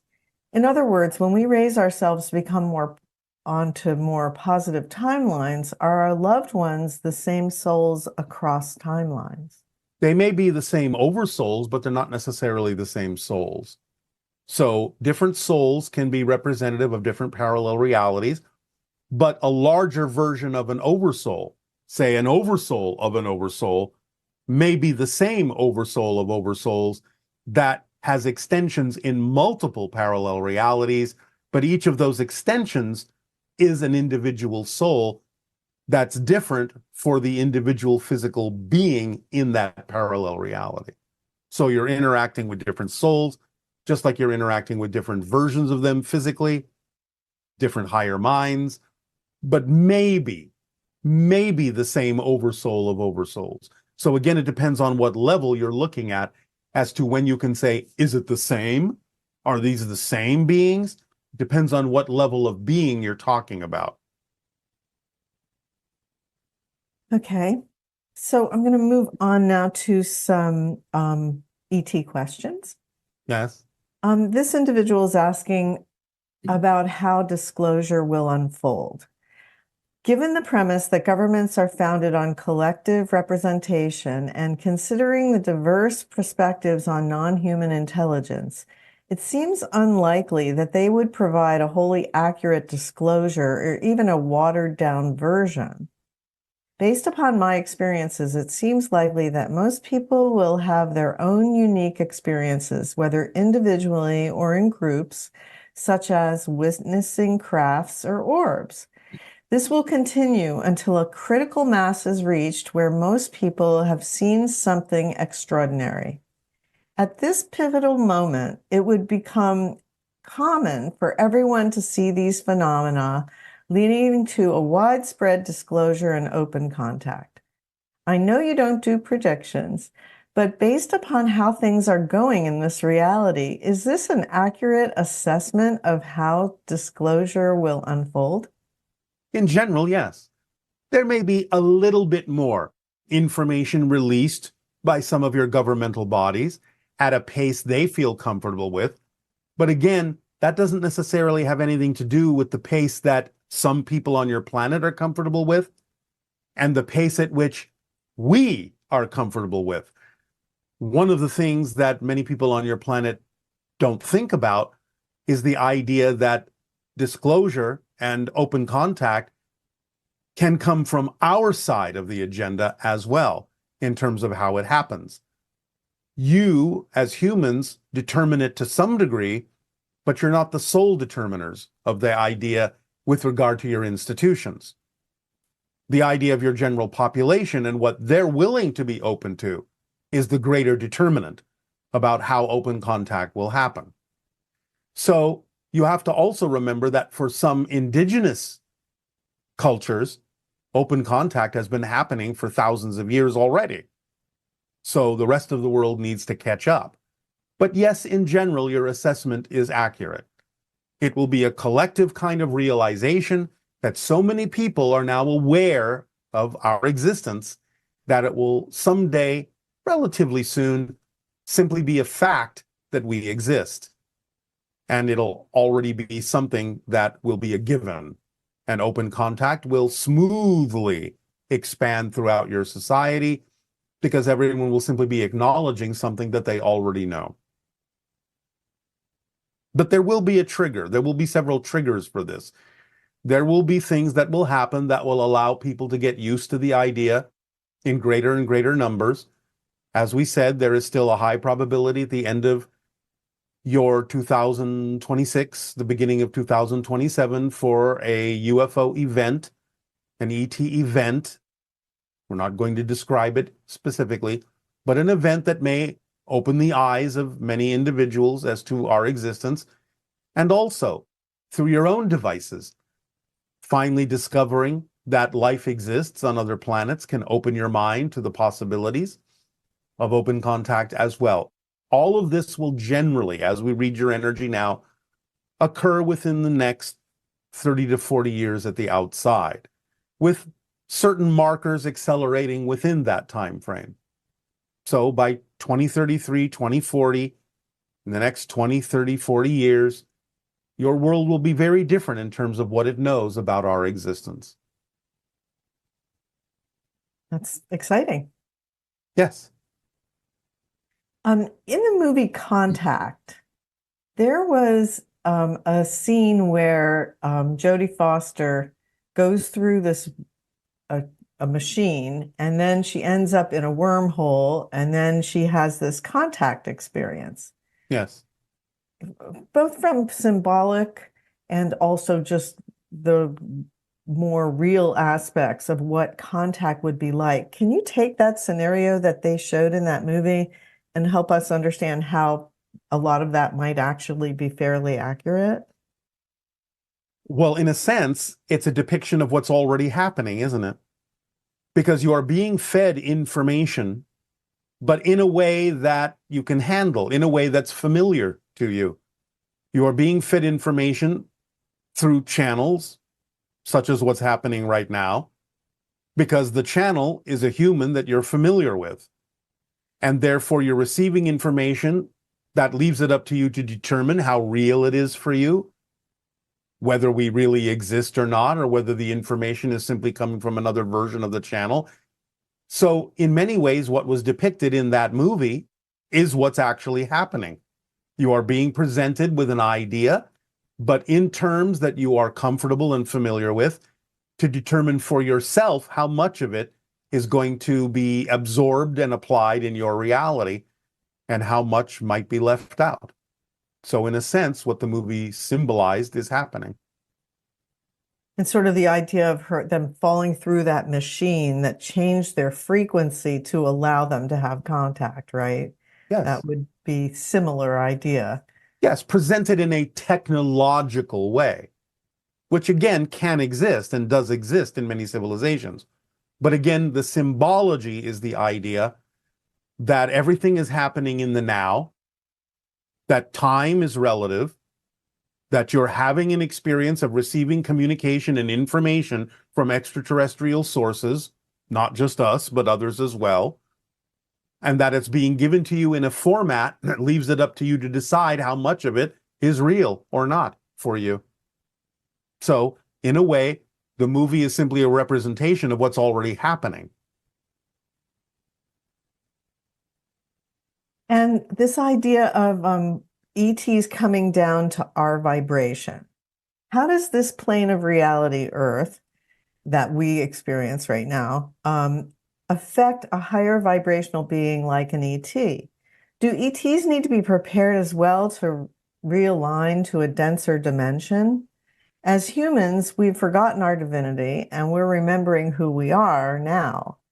What challenges do ETs face by being in this dimensional plane? I imagine them being like the enlightened masters that walk the earth as compassionate and loving teachers. In a sense, yes, but you're assuming that we actually come all the way down to your dimensional plane, which we don't.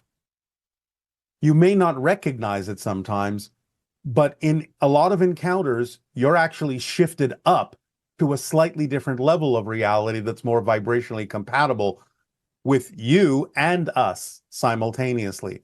We can lower our vibration to a certain point, but we don't usually lower our vibration to the level that you normally exist in on a day-to-day basis.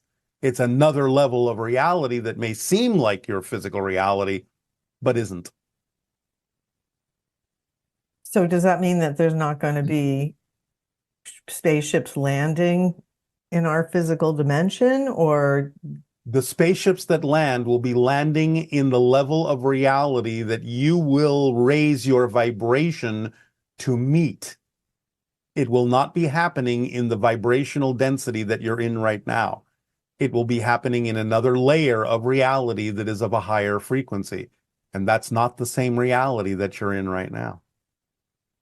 Kind of reminds me of the idea that, the way we see airplanes now, no big deal, and that someday that's how it will be with spaceships.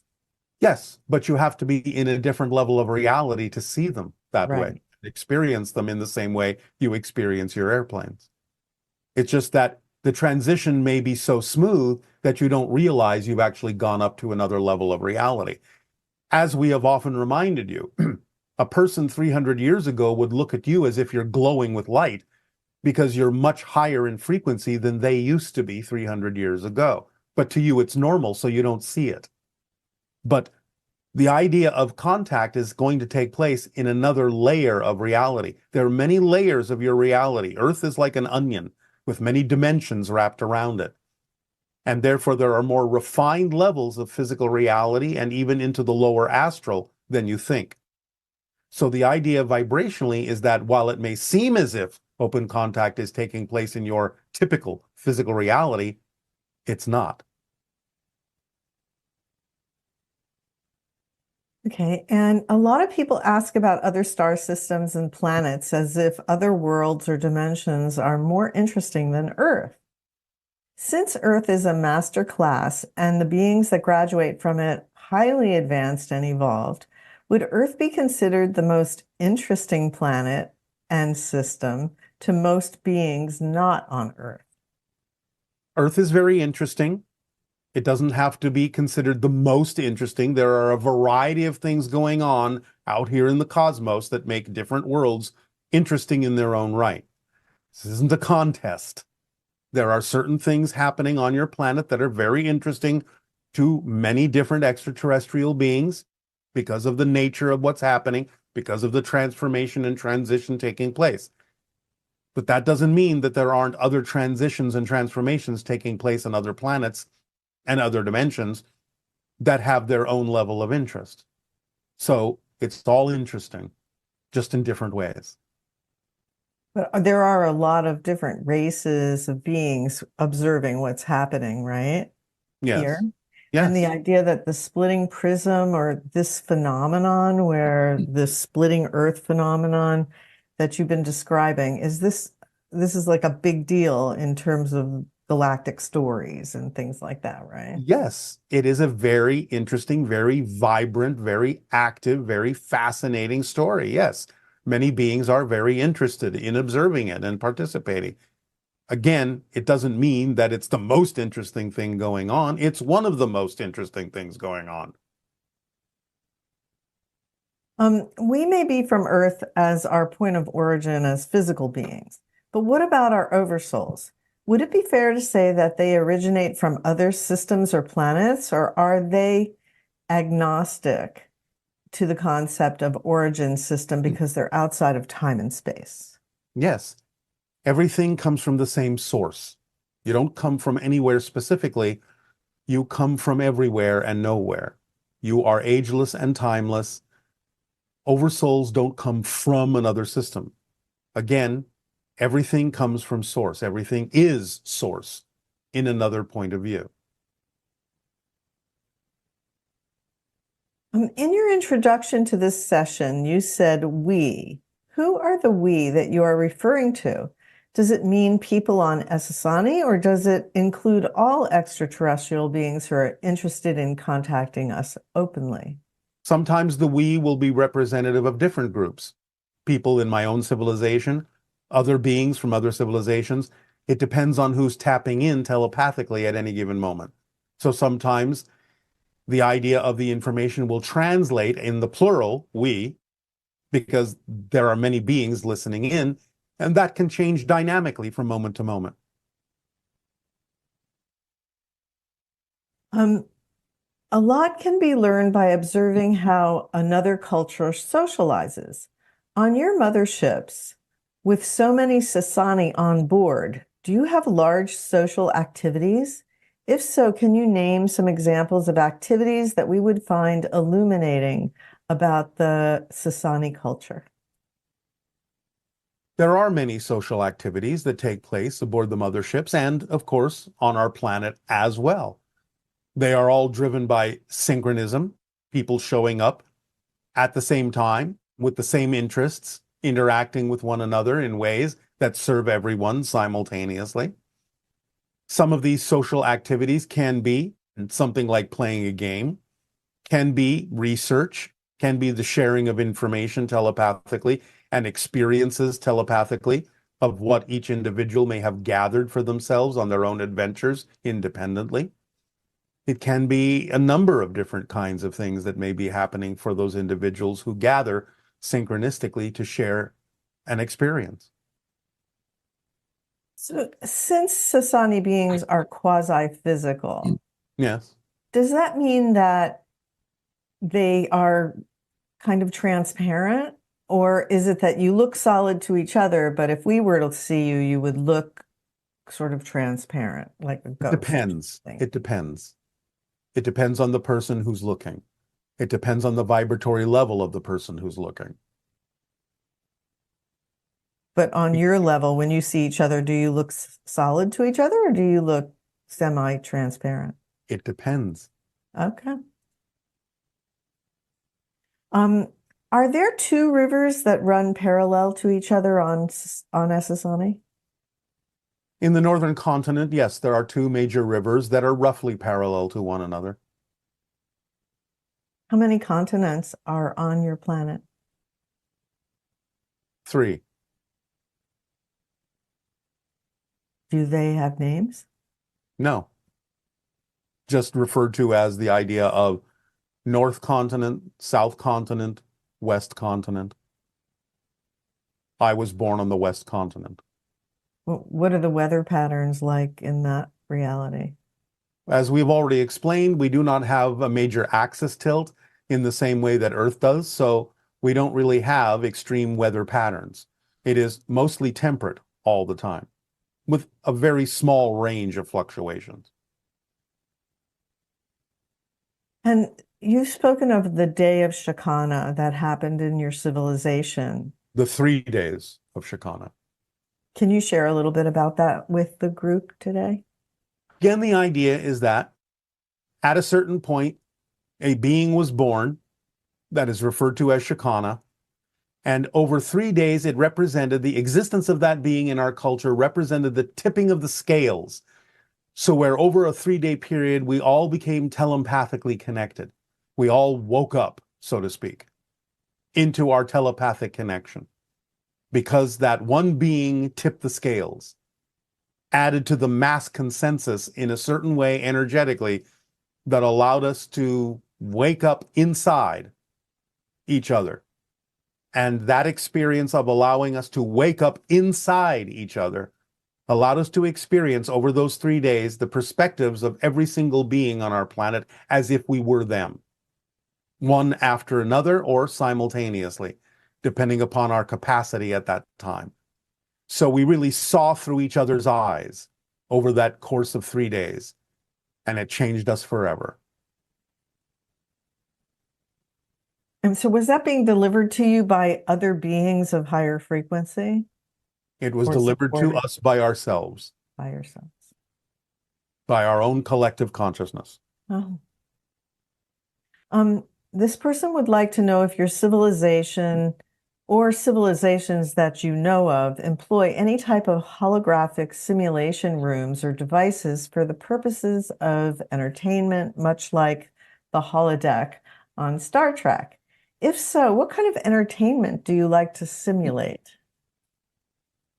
Sometimes it may be used for the idea of entertainment, but more often than not, it is used in the way we have described in training.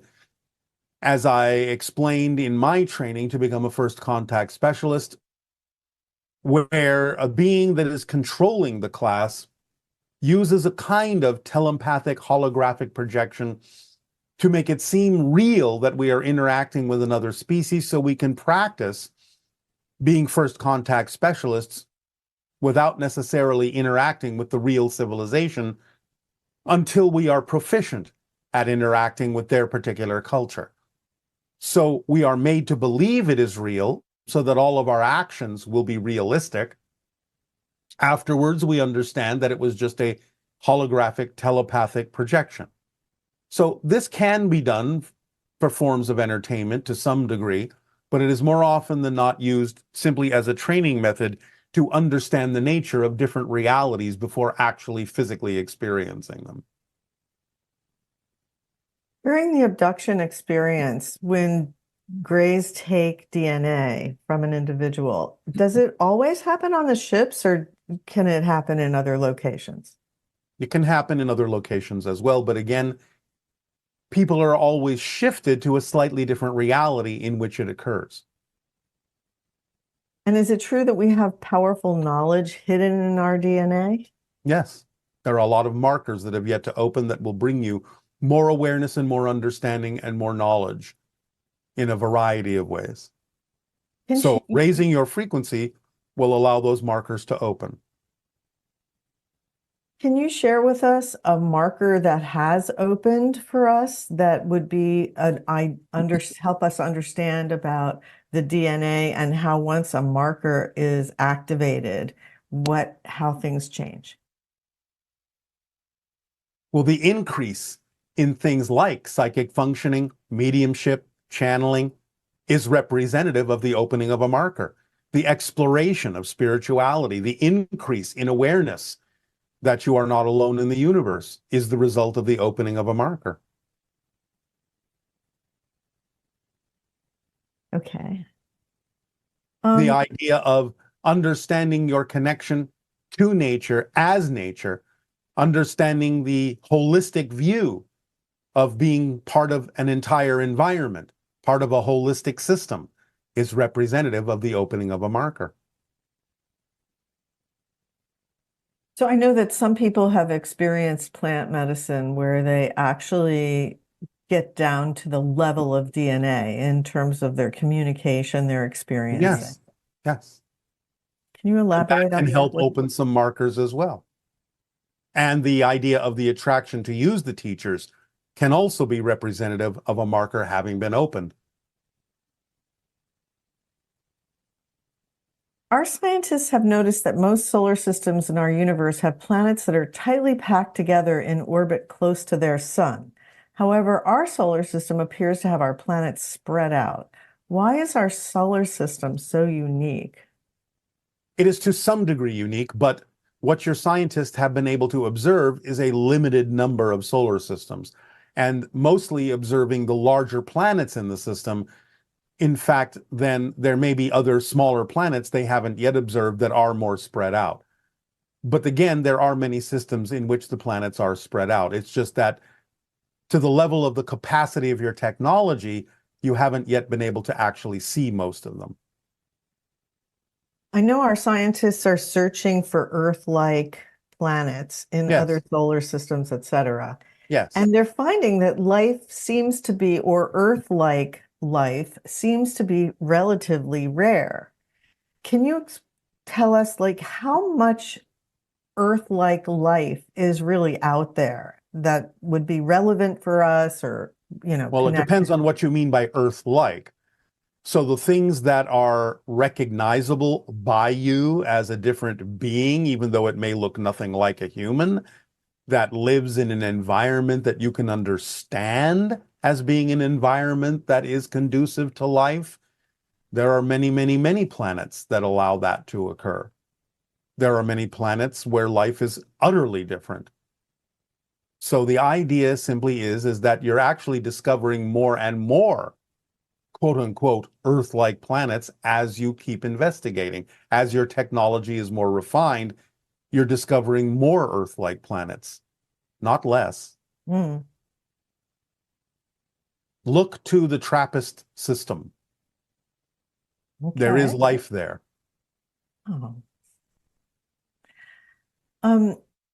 Given the frequency differences between your race and ours, how is it possible for some of these government representatives to have made contact with different alien races?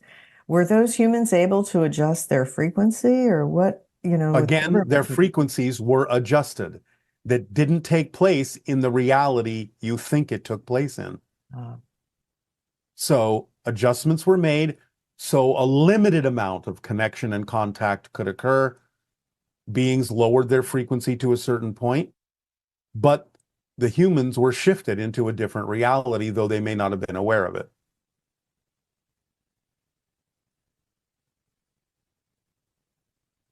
And this is a particular story where an Army soldier sees an UAP and gets downloads. This is an active duty 20-year Army combat medic. And he's saying, I have worked trauma emergency medicine in Afghanistan. I have numerous awards for outstanding service on active duty. Over the summer of 2023, while visiting my family in Florida, I was on a walk with my son around the neighborhood.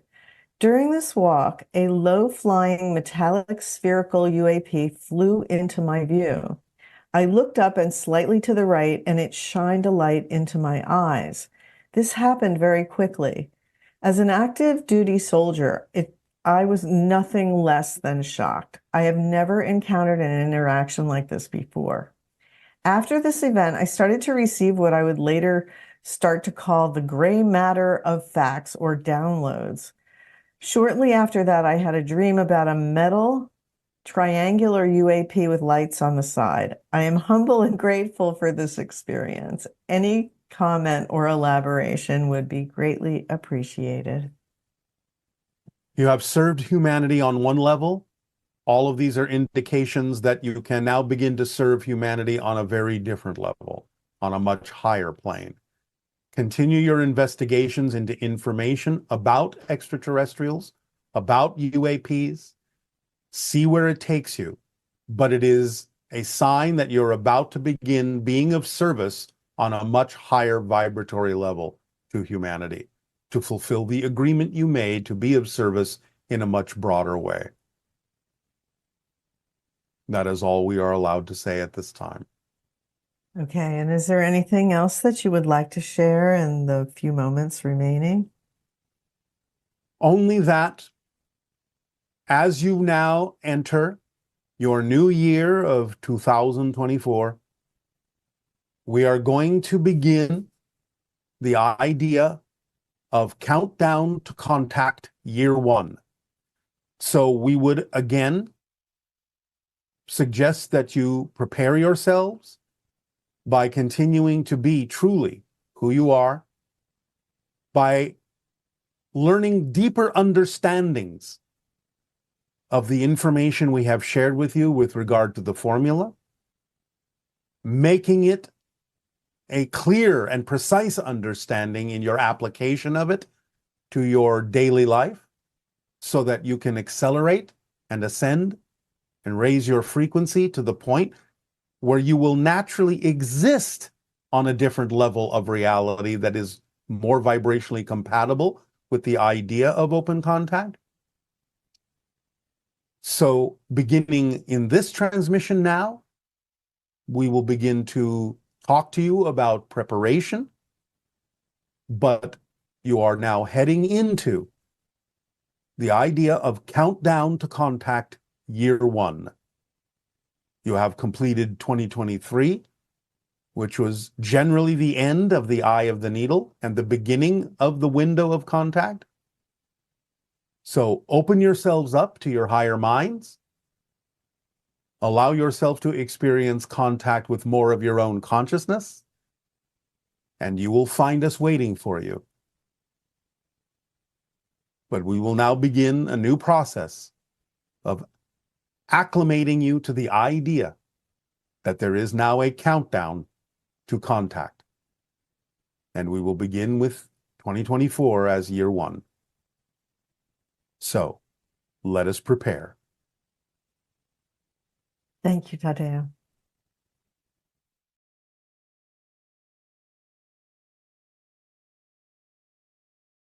Now, we're not really going to present a meditation for you in this transmission, but we are going to suggest this to all of you.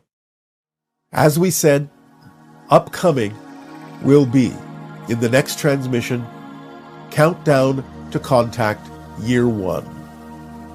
We would suggest that you take very seriously and encourage you to take to heart what we have said about our true nature, to allow yourself to ponder and prepare and follow the formula in earnest to really raise your vibration, to start operating not only on the physical but on the more spiritual level as well, to be a combination of the two, so you can become much more vibrationally compatible with the beings you will ultimately encounter in open contact.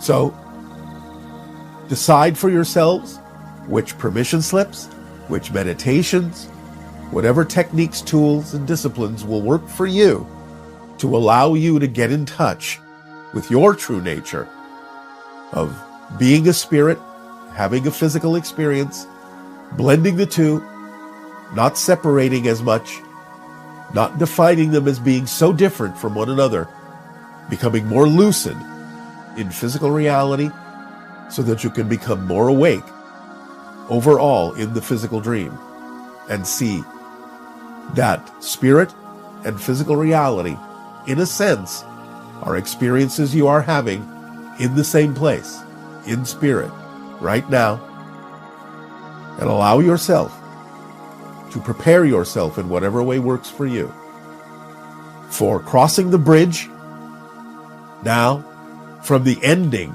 of the eye of the needle, where you have let go of certain things that no longer serve you.